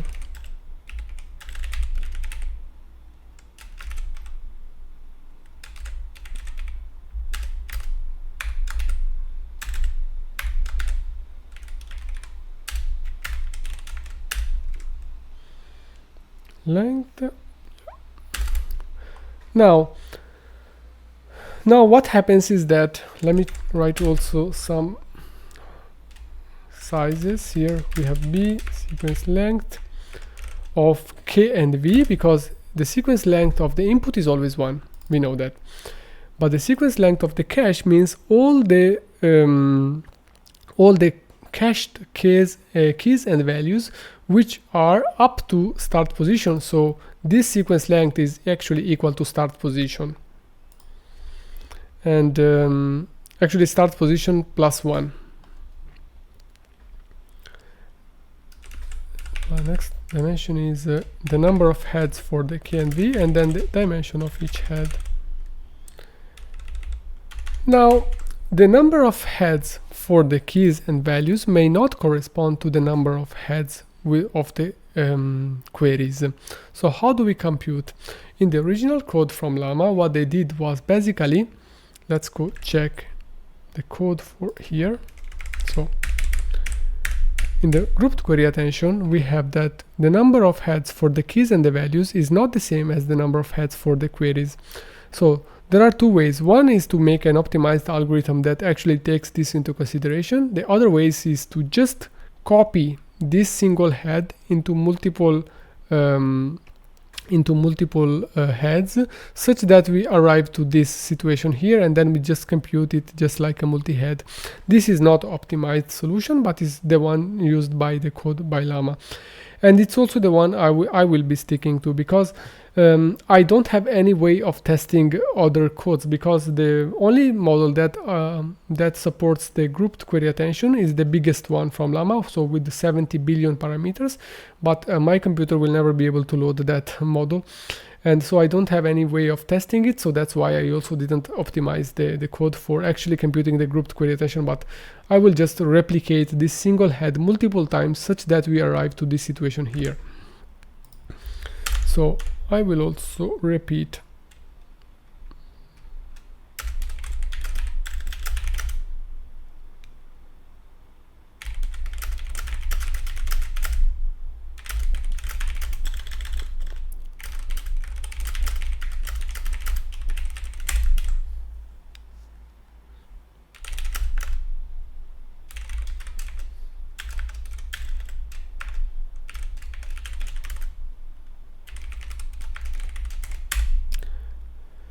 okay, this function here, repeat kv, just repeats the keys until we reach the number of for this number of times. So nrep, what is this? This is the ratio of the number of heads of the queries by the number of heads of the keys.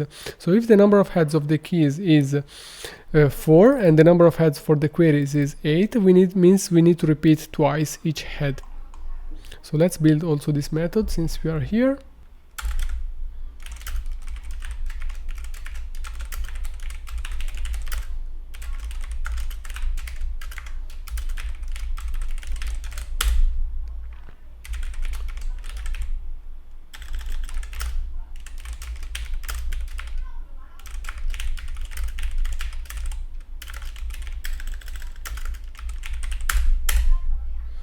Okay, we don't need to repeat it, so there is only one repetition. We just return the basic tensor, otherwise we repeat it n times. So the first thing we do is we add a new dimension.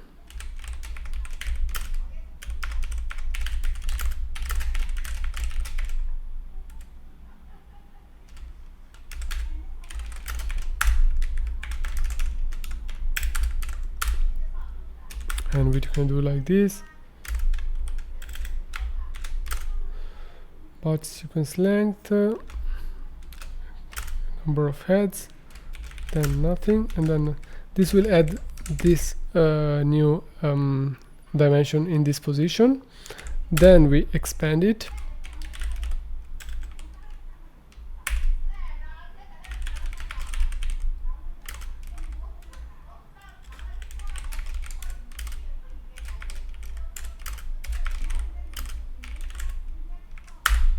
And then we reshape it.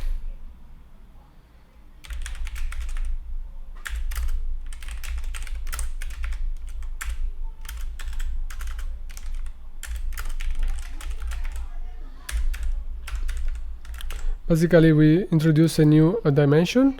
We repeat all the sequence, this dimension number of times, so nrep along this dimension nrep number of times, and then we just flatten it. So we remove again this dimension, and this is how we repeat this the keys and also the values. Now we can repeat.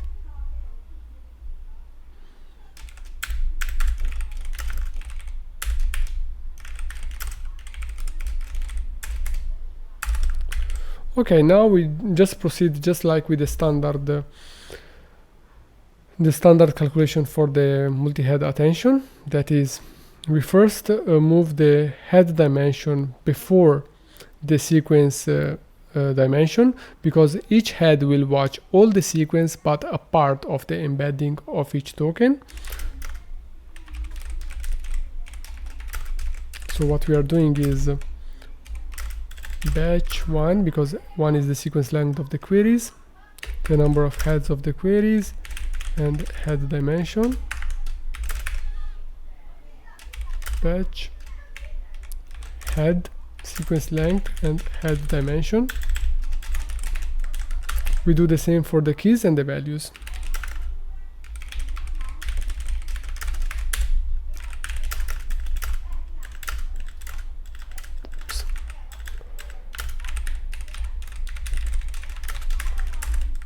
Then we do the standard formula for queries multiplied by the transpose of the keys divided by the square root of the dimension of each head.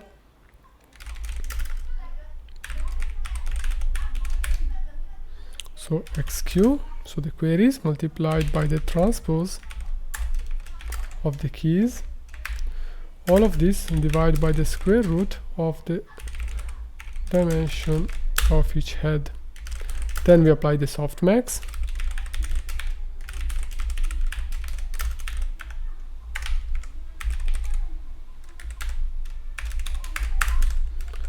And this one will result in a shape of queries 1 head dimension multiplied by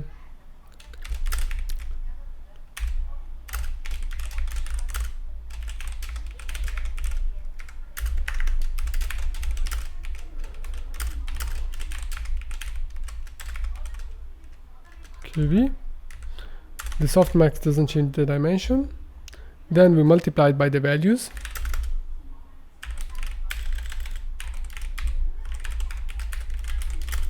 So the formula is queries multiplied by the transpose of the keys, and the output then we do the softmax, then the output is multiplied by the values.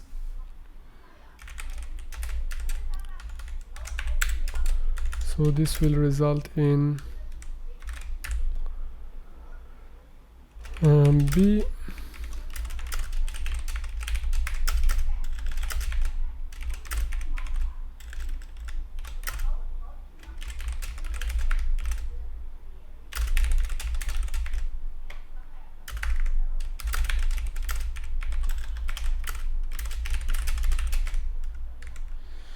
and then we multiply it by the output matrix, but before we remove all the heads, so we concatenate again.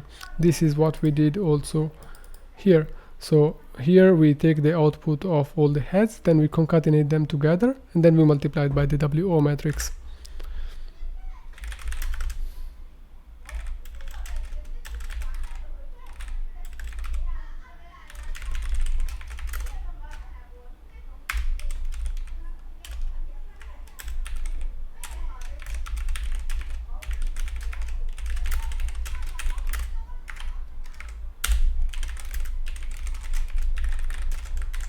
And this will result in a B1 dim, B1 dim. This one is BHQ1 head dimension into B1HQ head dimension because of the transposition. And then we remove the dimension for the head, so B1 dimension. And this is our self-attention with KV cache. So let's review what we have done. Here I think I made some mistake because self, that's why it's colored differently. Okay, let's review what we have done. When we calculated the self-attention, because we are inferencing, so this code will only work for inferencing, we can use the KV cache. The KV cache allows us to save a number of dot products that we don't need. Why? Because every time we are in the original transformer, we were computing a lot of dot products for tokens, output tokens that we don't care about. In this case, we simplified the mechanism to output only one token. As you can see, the output of the self-attention is B, so batch, one token only with its embedding size, which is 4096. So we are only outputting one token, not many tokens. We input only one token and we output one token. But because we need to relate that single token with all the previous tokens, we keep a cache of the keys and the values. Every time we have a token, we put it into the cache, like here. Then we retrieve all the previous saved tokens from the cache, and then we calculate the attention between all the previous tokens, so the keys and the values, and the single token as input as queries. The output is the only token we care about. This is the idea behind KV cache. And the grouped query attention is the fact that we have a different number of heads for the keys and values, but in our case we do have different number of heads for the keys and queries, but we just repeat the one that we are missing to calculate the attention. So the attention is calculated just like the previous transformer, like a normal multi-head attention, but by repeating the missing keys and values heads instead of actually optimizing the algorithm. This has also been done by Meta in its official implementation, and I also did it here. The biggest reason is because I cannot test any other modification. I cannot test another algorithm that actually tries to optimize this calculation. So if I find another implementation that I know is working, I will share it with you guys. Otherwise, I will try to run it on Colab and see if I can come up with a better solution. But for now, we just repeat it. But at least we got the concept of the grouped query attention. That is, we have less number of heads, and it's something that is in between the multi-query attention and the multi-head attention that doesn't sacrifice quality but improves speed. Now, the last thing that we didn't implement is the feed-forward layer. For the feed-forward layer, the only thing that we need to review is the SwiGLU activation function that we can see here. And this activation function has been changed compared to the previous activation function used in the vanilla transformer, which was the ReLU function. And the only reason we replaced it is because this one performs better. And as I showed in my previous video, there is no, we cannot prove why it works better, because in such a big model with 70 billion parameters, it's difficult to explain why something, a little modification works better than another. We just know that some things that work better in practice for that kind of model or for that kind of application. And this is actually not my opinion, this is actually written in the paper. So as you can see here in the conclusion of the paper, they say that we offer no explanation as to why these architectures seem to work. We attribute their success as all else to divine benevolence. So it means that when you have such a big model and you change a little thing and it works better, you cannot always come up with a pattern to describe why it is working better. You just take it for granted that it works better and you use it because it works better in practice. So to implement the SwiGLU function, we need to apply this is the formula from the original transformer. So we have two matrices here. So this is the ReLU function of the first linear layer and the second linear layer. In LLaMA, we use the SwiGLU function, which involves the three matrices here. Because they incremented the number of parameters here, and also they were experimenting with the grouped query attention, the architecture of LLaMA has some more parameters to adjust the number of parameters of this feed-forward layer, so as it respects some constraints.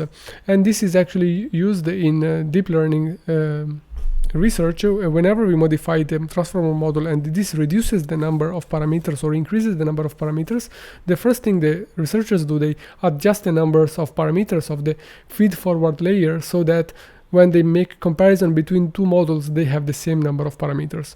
So I will also, of course, use the same structure, because otherwise I cannot load the weight from the pre-trained model. So let's do it. The hidden size is calculated like this, so 4 times the dimension. Then they do the 2/3 of this dimension.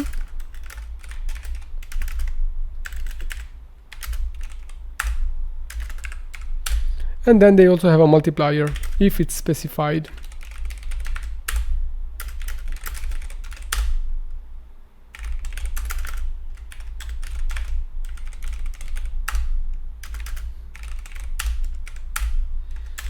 Then they say round the hidden,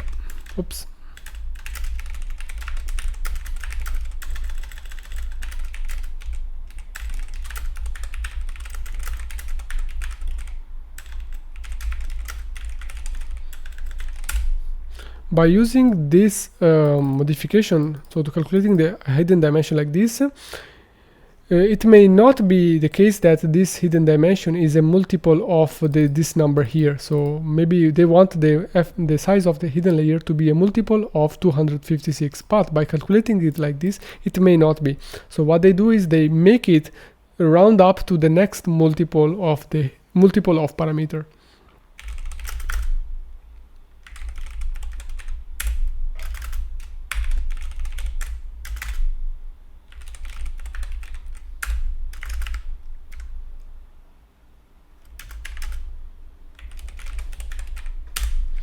This is a way to do it. Okay, let me give you an example. It's easy to show with an example than to actually write it. So suppose you have the hidden size is equal to, let's say, 7, but you want it to multiple of is equal to 5. So you want the hidden size to be a multiple of 5. So how do we do? Well, what we do is basically we do hidden plus 4 in this case. So we do 7 plus 4, which is 11. We divide it by 5, which is equal to 2, and then we multiply this 2 by 5, so it will result in 2 by 5 is equal to 10. It will result in the first multiple that is bigger or equal to this number here. That's the idea. Then we have these matrices for the SwiGLU function. It's very easy. We just follow the formula for the SwiGLU function, which is here. So the swish of what is swish? The swish is the SwiGLU function, because the swish with beta is equal to 1 is actually the SwiGLU function, which has this graph here, and then we multiply it with another parameter matrix here, and then we apply it to another linear layer W2. So in total we have 3 matrices, W1, we call it W2, and W3.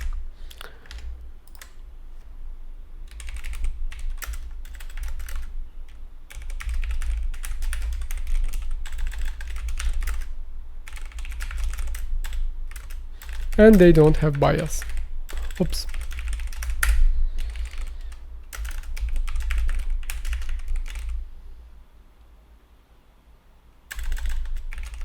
This is the hidden dimension.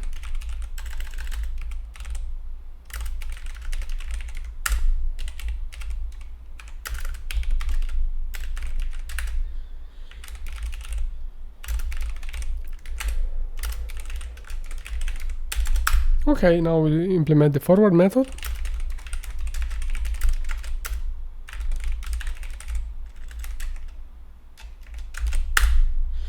The first thing we do is we calculate the swish function.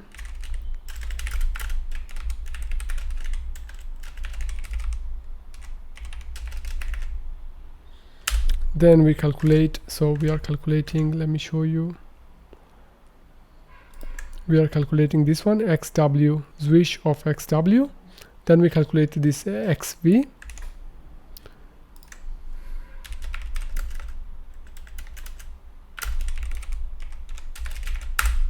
Then we multiply them together, just like in the formula. So swish multiplied by xv. And then we apply the last linear layer, which is w2. Which results in a multiplication by the W2 matrix, by the way, and then we return X.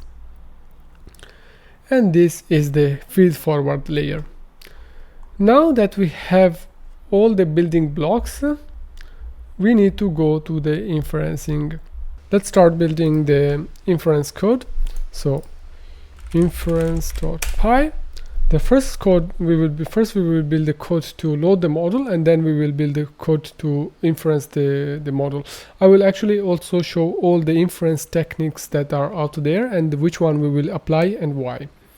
So let's start by building first the code for loading the model. So first we import the stuff we need.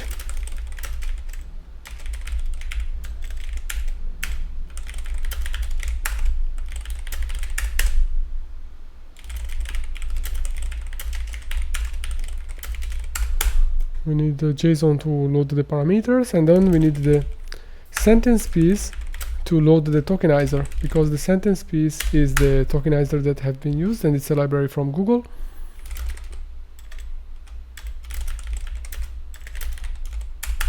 Okay, from model, import model args and the transformer class. We define the class LLaMA, which is our model.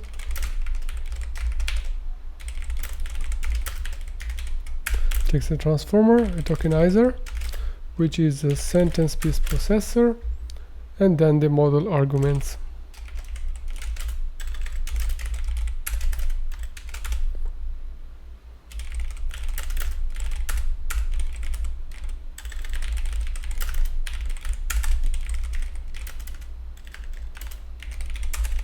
Oops. Args. È la miseria cos'è? Model args, yeah, model args. Okay, now we build a static method, and we call it build, just like in the original code from LLaMA, in which we pass the directory where the checkpoints are saved. In this case, the directory name is LLaMA27b in my case, but it depends on which size of the model you have downloaded. Then the tokenizer path, which is the path to the tokenizer. This is the file of the tokenizer that I downloaded. Then we have a load model layer, max sequence length, max patch size, and we have device. Okay, this is only for displaying how much time it takes to load the model. If we want to load the model, we will also load the checkpoints. So checkpoints is equal to sorted. The global method allows you to find all the files that match this filter.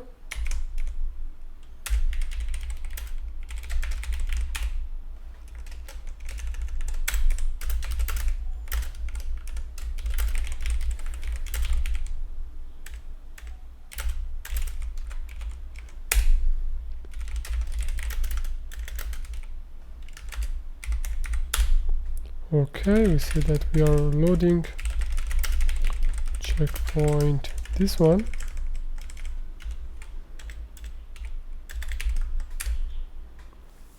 and then we actually load it.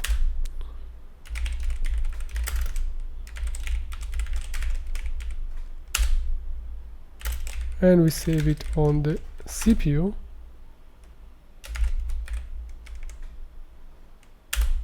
We can show how much time it takes to load the model. In my computer usually it takes 10 to 20 seconds.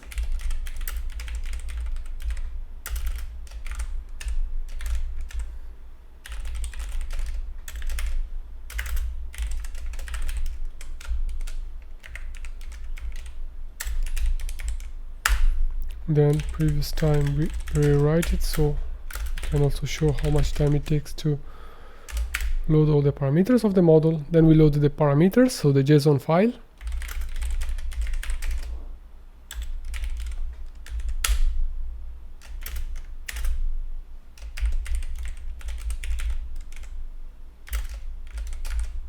We read it, open it as read-only file.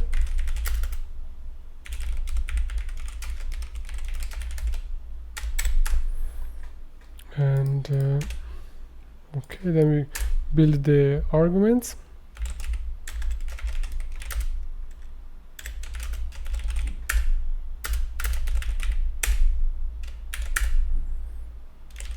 Maximum sequence length is the one we have specified.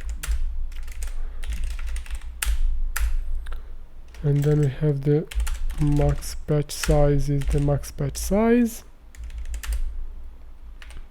The device is the one we have specified, and then all the parameters loaded from the JSON file. Then we loaded the tokenizer.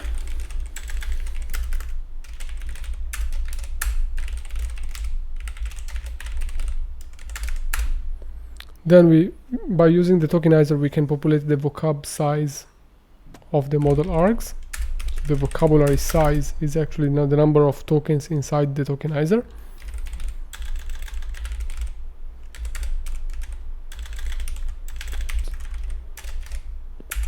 Now, this is also the default tensor for PyTorch. So whenever PyTorch wants to create a new tensor, what kind of type it should use, it's defined. This is by meta, so they want for CUDA to use this type that I show you here. Default tensor type torch.CUDA half tensor. This changes the precision that the tensor supports, so how much space it occupies in memory. Otherwise,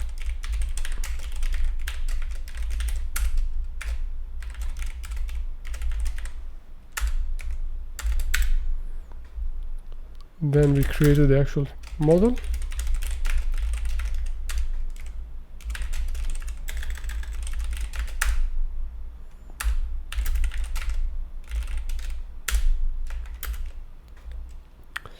Okay, when we load a checkpoint, actually the checkpoint is a list of key and values. Each key is a matrix in the model. So the weight, for example, of a linear layer, or the bias of a linear layer, or something like this.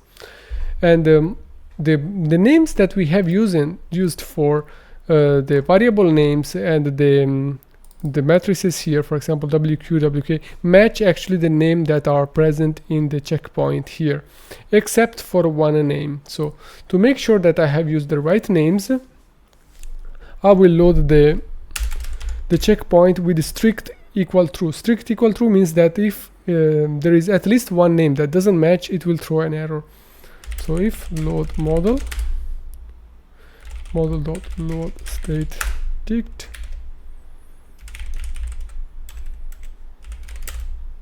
strict equal true. So if there is at least one name in the loaded file that doesn't match the name in the classes that I have created here in the model, it will throw an error. But I know that there is one key that we don't need, which are the frequencies for the rotary positional embeddings, which we actually are computing every time we create the tensor. So we are creating them here by using this function. So we don't need to load them from the model. So we can remove it from the model, from the checkpoint. So because the checkpoint is a dictionary, we can just remove this. It's called rope.frex. And then we can print how much time it took to load the model.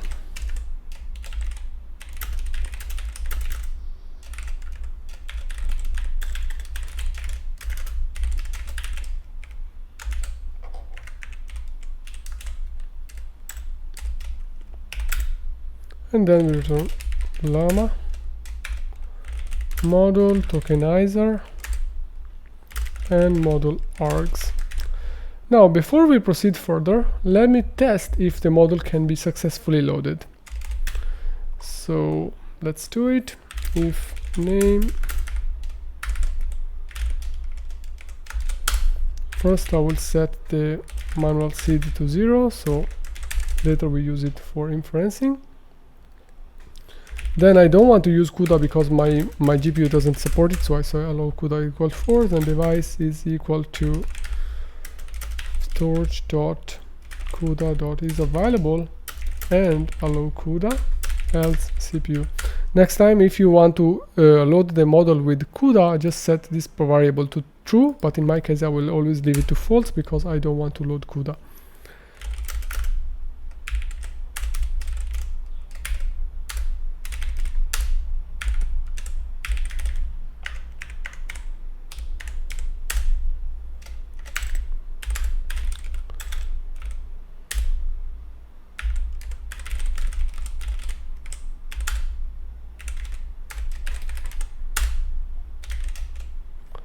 Sequence length I set it to 1024, max batch size let's say 3, and device.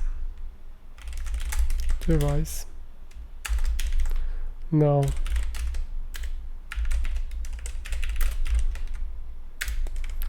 let's run it, and hopefully it will not crash. Wow, already. Not tensore, but tensor.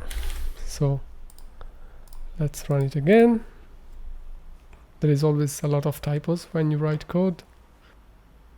Another problem here. Not storage, but tensor. This should be tensor b float 16 tensor. Yeah, let's try again. Hidden what? Hidden dimension, of course.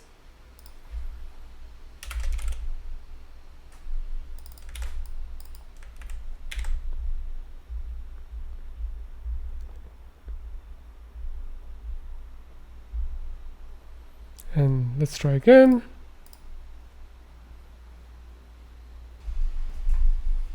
Yeah, all okay. Okay, wonderful. It means that at least it's doing something and it's not crashing, which is always a good news. So our next step is actually to build the inferencing code. So what we want to do is actually we want to be able to give some prompts to the model and then check the output for this prompt. So let's define some prompts. We will define some prompts here, and here we pass, for example, the size of the prompts, and then we want to inference the model. So before we start inferencing the model, we need to build the code for inferencing the model, because we need to find a strategy for selecting the next token, etc., etc. So let's review how the inferencing works and what are the various strategies for inferencing. Okay, so when we are dealing with the next token prediction task, when we want to inference, we usually give the prompt and then we want to predict the tokens. But we give one token at a time, and every time we give one more token, the model will output one more token as output, and we only keep the last one. But with the KV cache, actually, we always give one token at a time. The KV cache will keep the cache for the keys and the values, and with only output one token. Okay, the point is we need to find strategies for selecting this token among all the tokens that we have in the vocabulary, and this is the job of the logits and the softmax. So let's review how they work. Now imagine I give you the following task as human. So complete the following sentence. I think nuclear power is, and then you have to choose a word. Now you as human may have thought of the possible next tokens, which may be clean, dangerous, cheap, expensive, safe, difficult, or something else. The choice of the next token in your head depends on your education, on your experience with nuclear power, and your opinion on the matter. Large language models also face the same problem. When we give them a prompt, then the model has to choose the next word. The uncertainty of the choice derives entirely from their training process and the strategy that we use to select the next token. There are many strategies.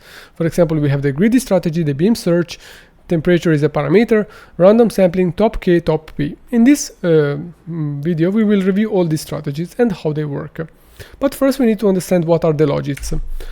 Let's look at the transformer model from LLaMA. So, the output of the self-attention is a sequence. In the case of the KV cache, is only one token. We then run it through a linear layer. So after normalization, we run it through a linear layer. The linear layer will transform the embedding that is output from the self-attention here into a list of numbers that represent the kind of the probability. They are not really a probability, but we can think of it as a probability of that token in the vocabulary. So if our vocabulary is made of, let's say, 100 tokens, this linear layer will output 100 numbers. And after we apply the softmax, these 100 numbers will become the probability of that token being the next more probable token for the prompt given to the input.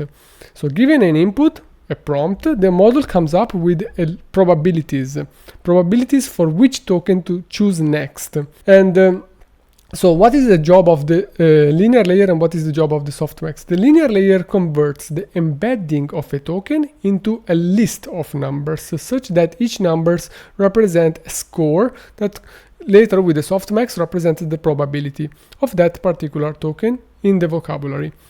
The softmax job is just to scale the logits in such a way that they sum up to 1. So that's why we can talk about probabilities with the softmax but not with the logits.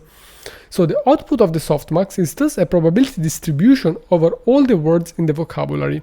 That is, each word in the vocabulary will have a probability associated to it. But now, given these words, each one with their probability, how do we choose the next token? There are many strategies.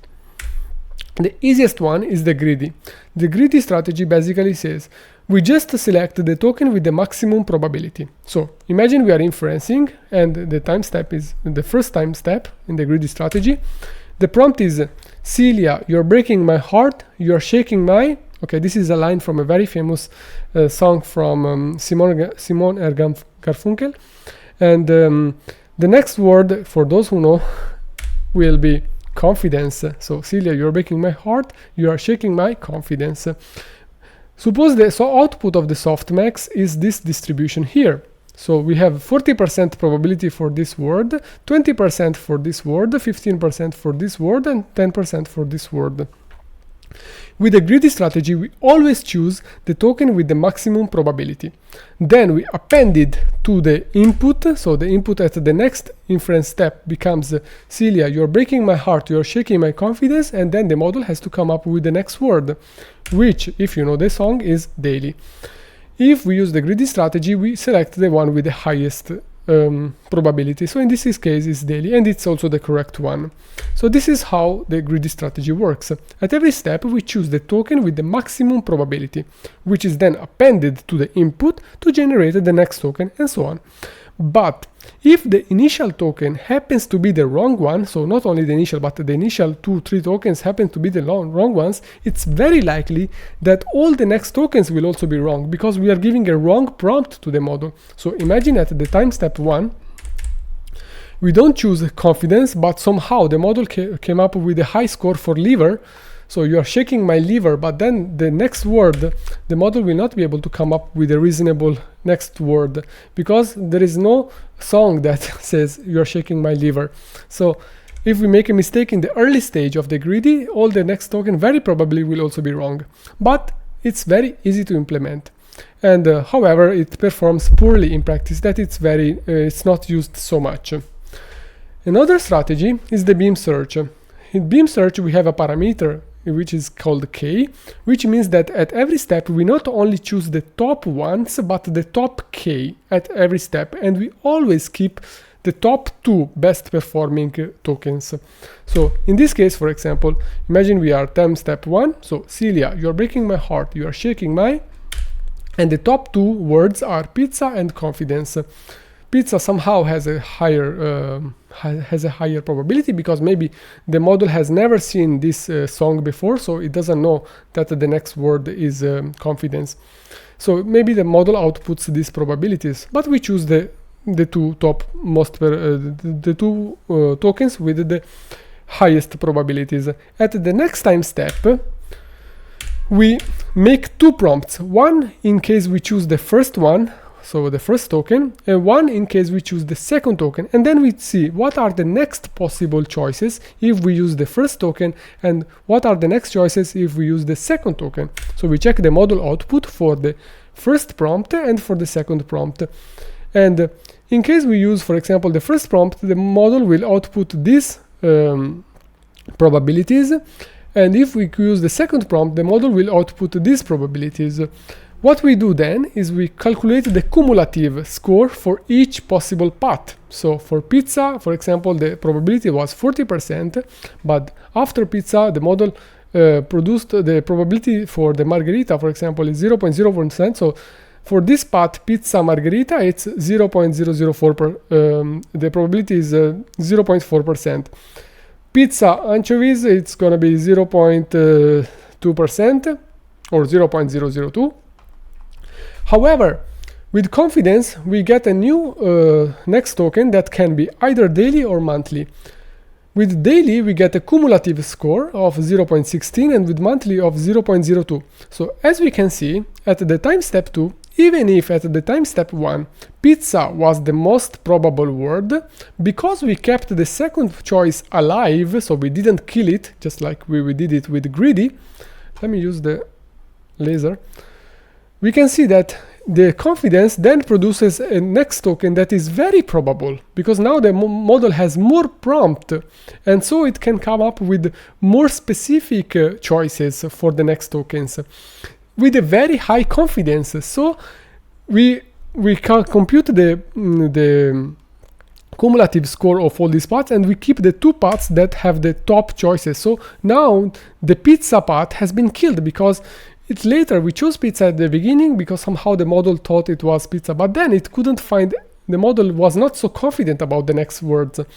But in the case of this token here, the model was very confident about the second score, so we killed all this path here and we kept this one until we arrive to the last token, in which we just selected the path with the highest score, and that's the output of our inferencing strategy with beam search.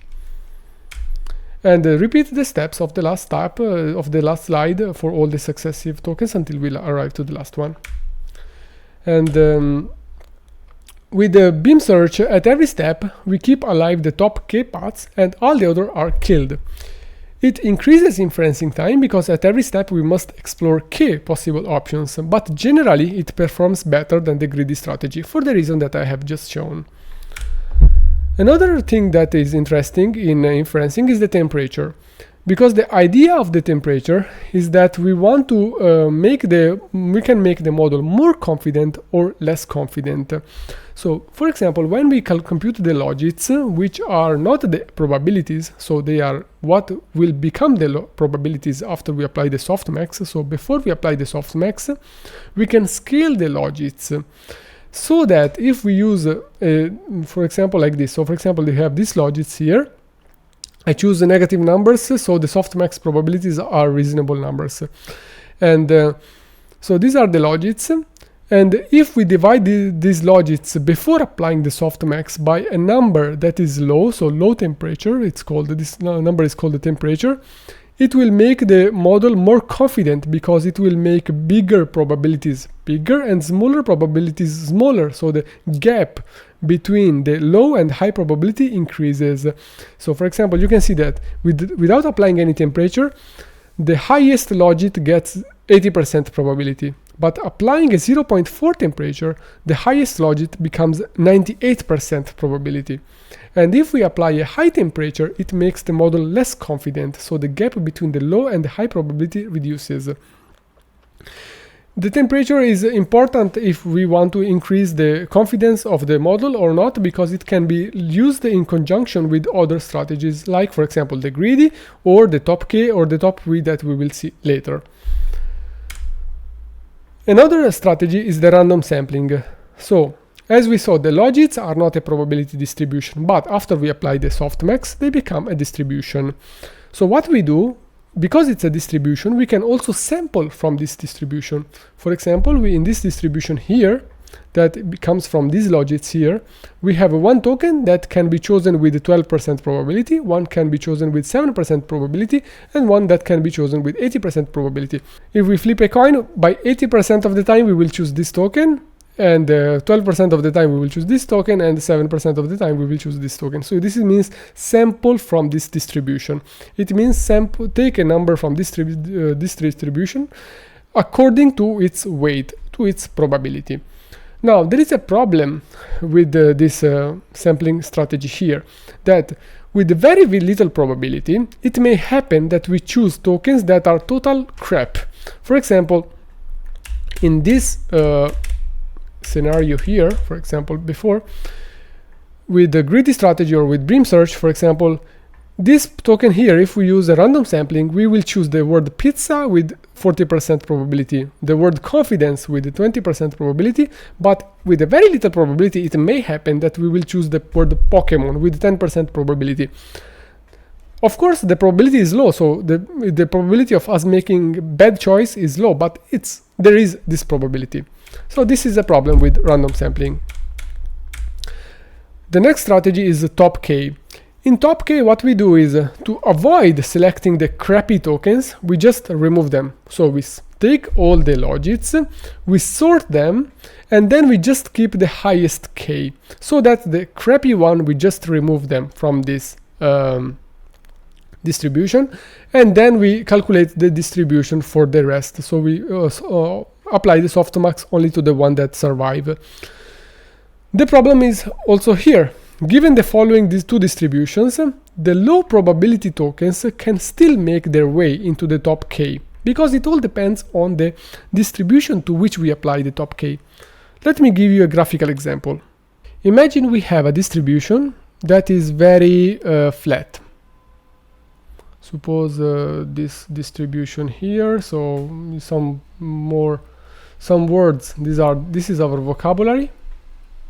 This is the probability of each word, so the word number 1, word number 2, word number 3, word number 4, etc, etc, etc. But more or less all the words have the same probability. So imagine we take the top 10 words, so it will select all these tokens, right? Okay, so it will select the token number 1, token number 2, token number 3, token number 4, up to whatever token here is here. Imagine we have another distribution that is made like this. So we still have a vocabulary, we still have a probability distribution, and the distribution is made like this. So because it's sorted, we have a distribution that is very skewed with the, because we still keep the top 10. As you can see, we will select this token, this token, this token, this token, this token, but these tokens here are very crappy compared to this one here. So they will still make their way into our selection, and this is not something that we want. We want to avoid selecting crappy tokens, but we still want to have some randomness. So we don't want to be totally greedy, because sometimes the tokens that are in the top N tokens, maybe they are they're all reasonable. Also sometimes the prompt can be quite ambiguous, so we don't know which, or even as humans we may not know what is the next word to be chosen. So we want some randomness, but we also don't want the very low probability tokens. But with this top K strategy, the low probability tokens can still make their way into our selection, and this problem is solved with top P. With top P, we only keep the tokens with the highest probability, such that the cumulative probability is greater than or equal to the parameter P. What does this mean? It means that if we have the previous distributions, so one that is quite flat, for example, and the one that has a mode, so for example this one, so this one is nearly 90% and the other one are 0.000%, but this more or less all of them are like 0.2% and then they go down. In the case, imagine P is equal to, let's say, 0.5. In this case, we will select all the tokens such that the area under the curve is equal to 0.5. But here, because this first token is already 0.9, we will actually only select one token, and all the crappy ones will not be selected because this area under the curve is already 0.9. And this is the idea behind the top P. So when the model when the distribution is more flat, we select more tokens because it means that we are more uncertain about which token to choose. But when we have a big mode, we select the fewer tokens, and this way we avoid getting the low probability ones. So now that we reviewed all the strategies for selecting the token, we will implement it. And in the case of LLaMA, also in the official code, they actually implement the top P strategy. In my case, I think that the beam search is a reasonable choice. So in another video, maybe I will make how to implement the beam search. But for now, I will implement the top P. So let's go build it. So we implement the method, let's call it text compilation, which is the same name that's used in the original code from LLaMA. Given prompts, a temperature that is 0.6, and so 0.6 means that we want to make the model more confident. Top P means that we want all the tokens such that their cumulative probability is at least 0.9, so 90%.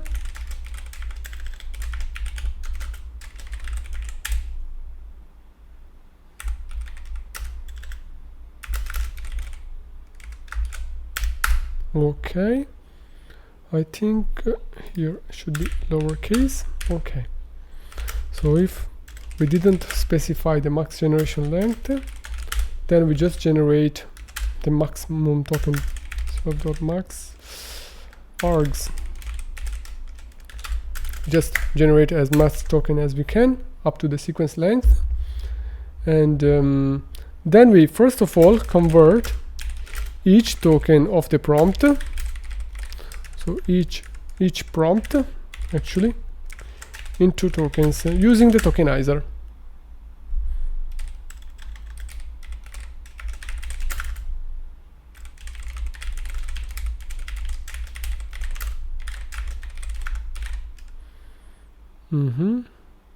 Then we, as we saw before, we need to add the beginning of sentence when we get the we pass the input to the model for inferencing, but not the end of sentence.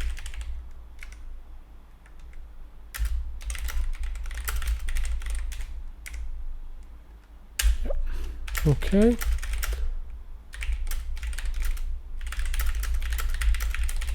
Because we specified the max batch also for the model when we built it for the KV cache, so we need to make sure that the batch size of the prompts is not too large.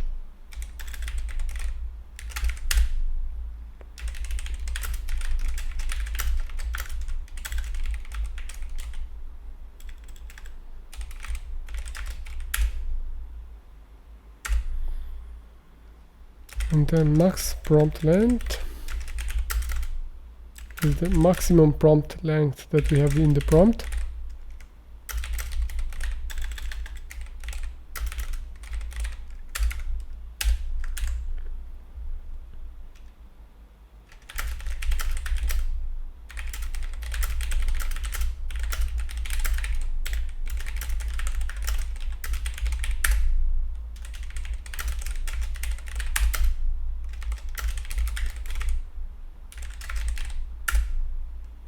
I'm not writing any message, even if you should, but okay, for us it's just a basic debugging. Then the total len is how much we want to, how many tokens we want to get from the model.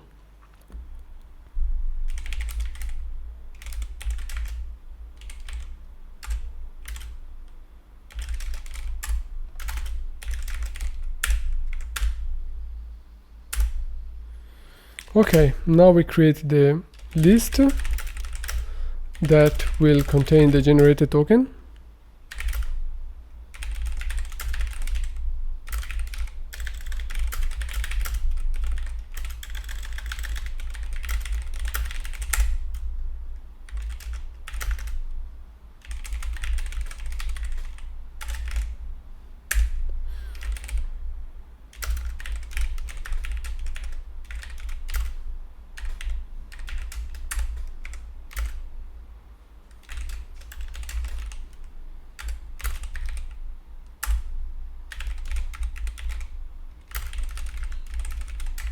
This means create a tensor of shape batch size by total length, in which each item is actually the padding token. And then we fill the initial tokens with the prompt tokens.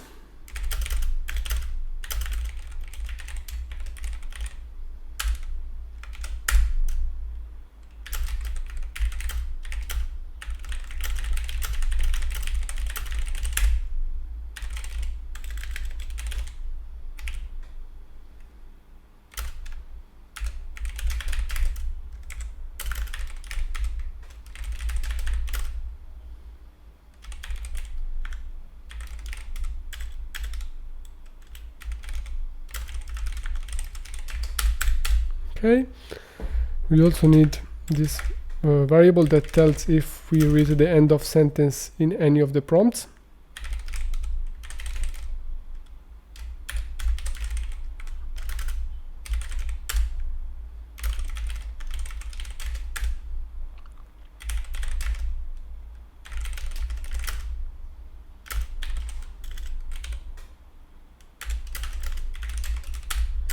This indicates is if the token in this position is a padding token or not. So true if the token is a prompt token, false otherwise. And then we can finally make the for loop to generate the tokens.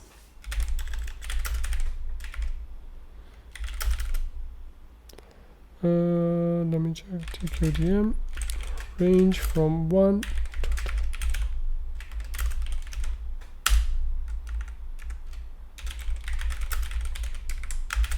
okay. Now we generate one token at a time. So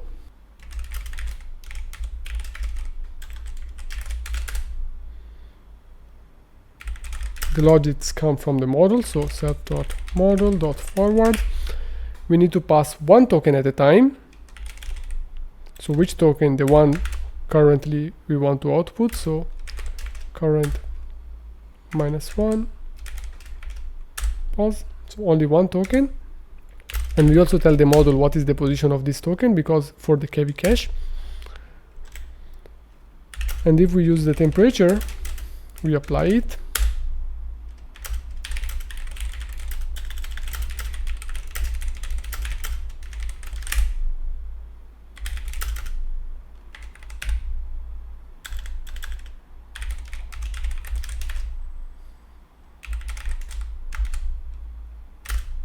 As you can see, every time when we want to inference, we always select the last token.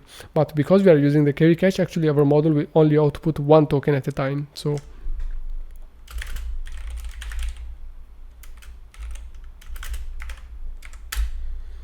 the next token will be selected according to our top P strategy. So we have the probabilities. Now we use apply the soft P, the top P. I just define it here. So sample top P, and then we implement it. If we didn't specify any temperature, we just use the greedy.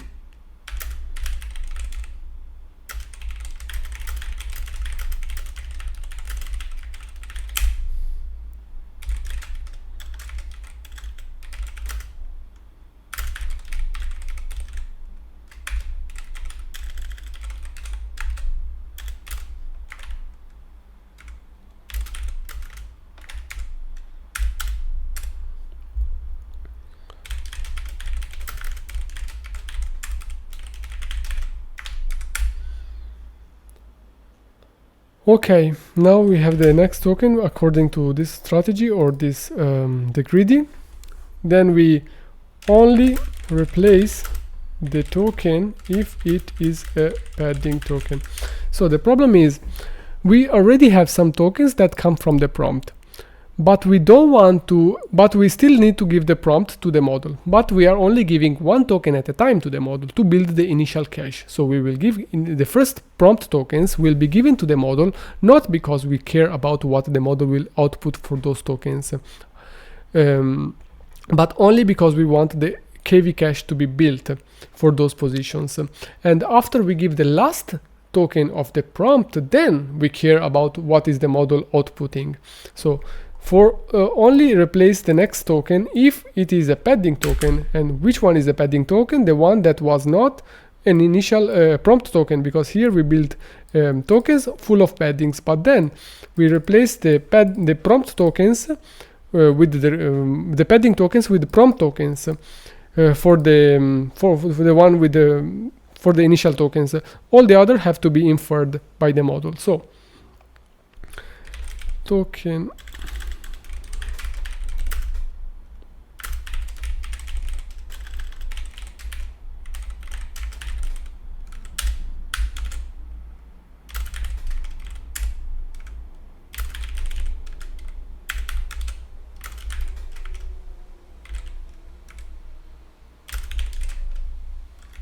this means basically check this mask. What is this mask? If it's true, if the token is a prompt token. So if it is a prompt token, replace it with this one, and if it's not a prompt token, just keep it the current one.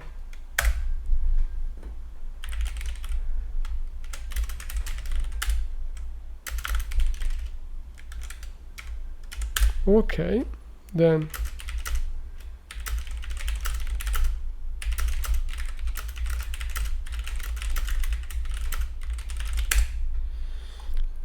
Since we do not care about what the model outputs for the initial prompt tokens, but only for the last prompt token, we don't care if we find an end of sentence position for those tokens. So end of sentence is only reached if we find it for one of the tokens that we actually want to inference, not the one that we send to the model just to build a KV cache.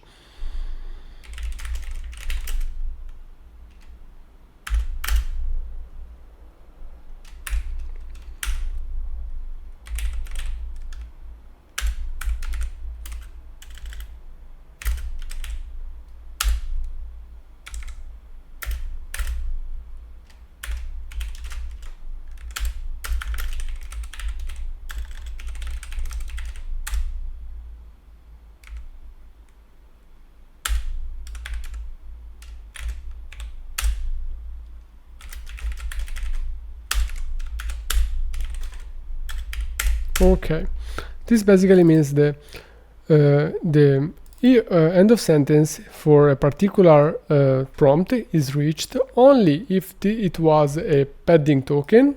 So only if it was a padding token. So it was not a prompt token. This means not. And we actually found an NOS token at from the model output.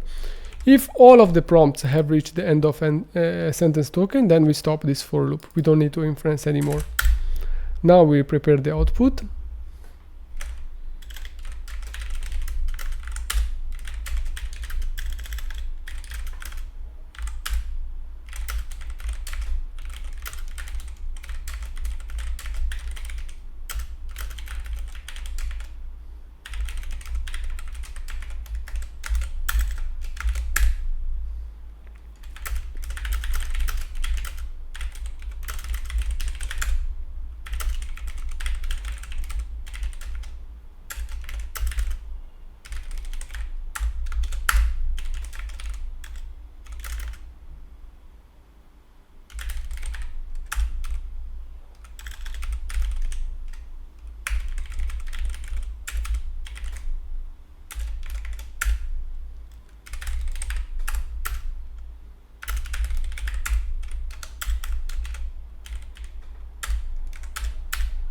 This means that if we found an end of sentence token for one of the prompts, we just cut the prompt output there, the model output at that particular token. We don't care about what it output next.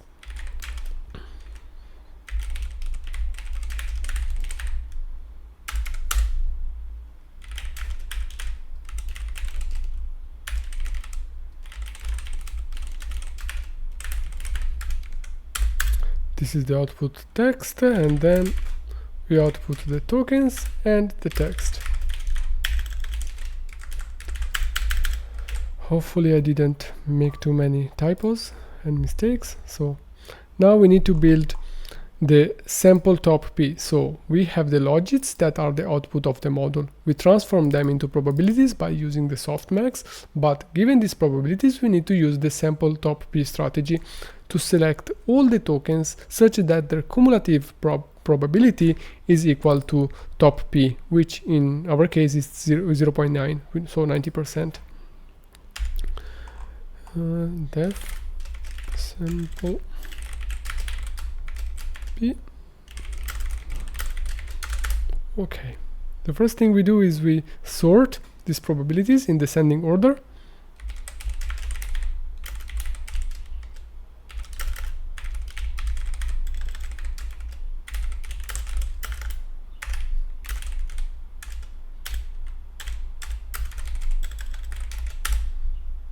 We then calculate the cumulative sum.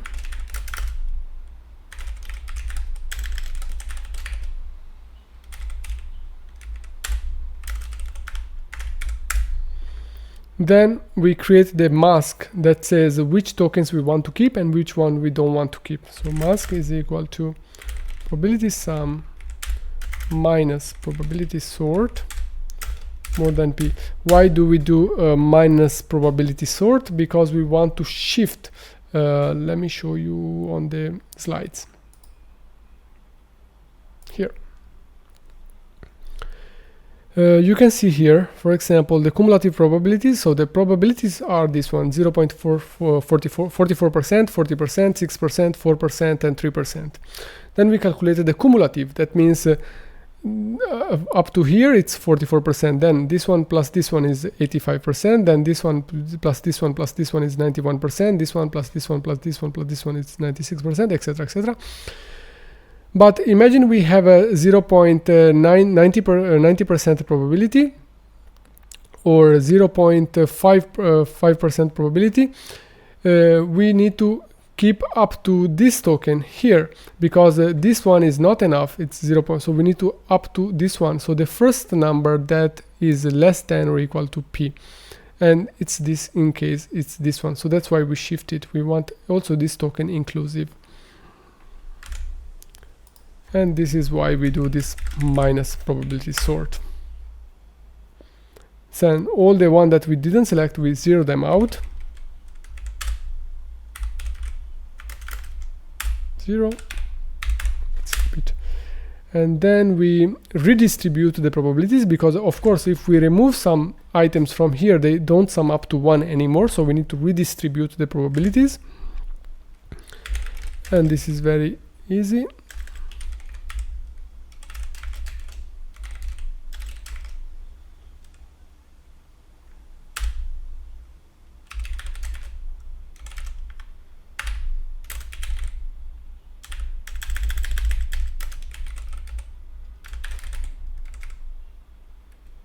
Okay, then the next token is basically, suppose we keep the first two tokens, and then what we do is we want to sample from them. So the first token is 0.44% probability, the second token is 0.40% probability, but after we redistribute their probabilities, actually this one will be a little higher and this one will be a little higher than 40%.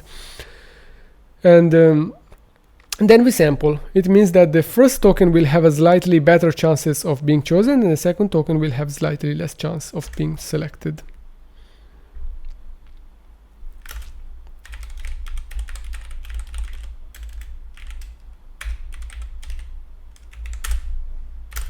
And we want one sample because we want one token. And this is not next token, and then next token. Because this indicates which index to select, then we need to map that index to the actual number in the vocabulary. But because we already changed the order of these numbers, because we sorted it, so initially the logits were built in such a way that the first logit corresponded to the first number of the vocabulary, the second logit corresponded to the second number of the vocabulary. But because we sorted it by descending order, this order has been gone. So we don't know now, just given the token selected, we don't know which number it maps back into the vocabulary. That's why the sort method returns two arguments. One is the sorted numbers, and one is the indexes that it changed. So it will tell you for each position what was the original position item in that position. So this is why we actually query using gather allow us to retrieve from an element what was the original one given this index here, and then we return the next token, and this will map back into their vocabulary directly. And this should be it. So now let's create some prompts and let's run the code. I have some prompts here that I copied and pasted. So now let's build the inference code. So out tokens, out text,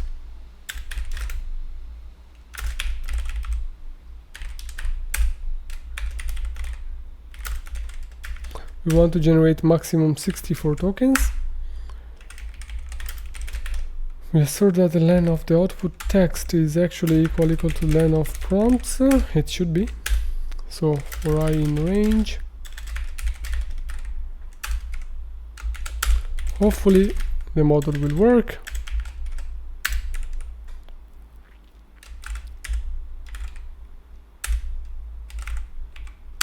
And then we print the output text for each prompt. So let's run the code and let's hope for the best. Okay, self-attention is missing the required forward function. Let's see why.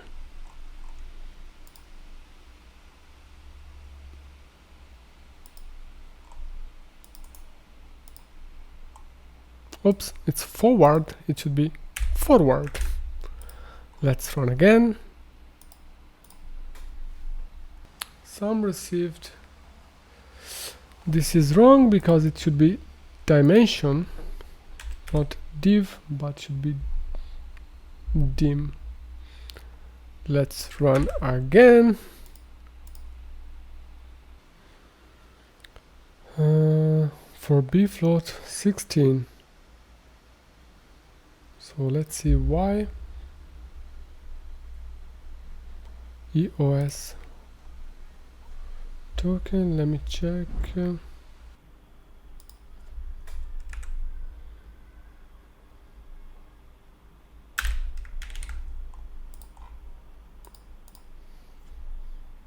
Okay, now it's training. I just changed this tensor from capital T to small t. I will investigate why. Oh, we have an output, so let's check. First of all, let's check the prompt. Simply put, the theory of relativity states that 1. Time is relative to the observer, mass is relative to the observer, speed is relative to the observer, energy is relative to so looks like it's not bad. This.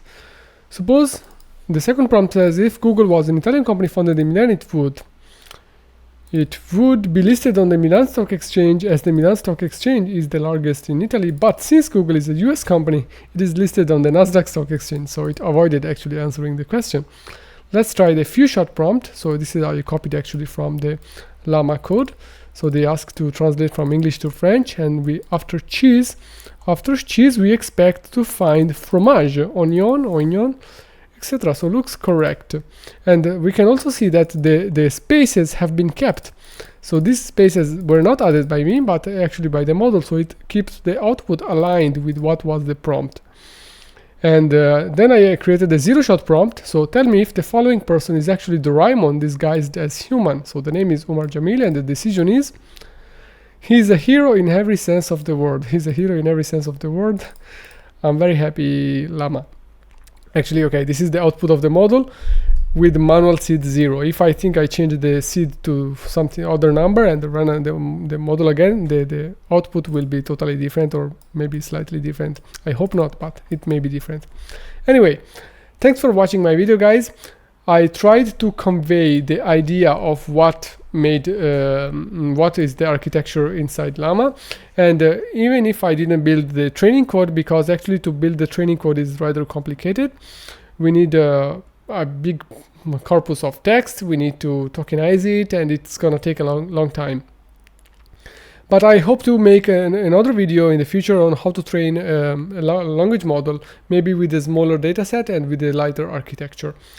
And I tried to convey all the math behind all the choices, and also how the inner workings of the KV cache and the grouped query attention. If you have any questions, please write in the comments. I also will share the repository with the code that I have previously built for this, and which has much more comments than the one I have written here.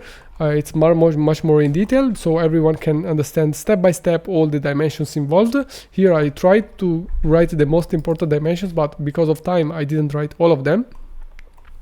So thank you again, guys, for watching. It was a long journey, but I can assure you that you learned a lot, hopefully, and I hope you will visit again my channel for more videos about deep learning, about PyTorch, about coding, and about everything that we love in AI. Thank you for watching, guys. Have a nice day.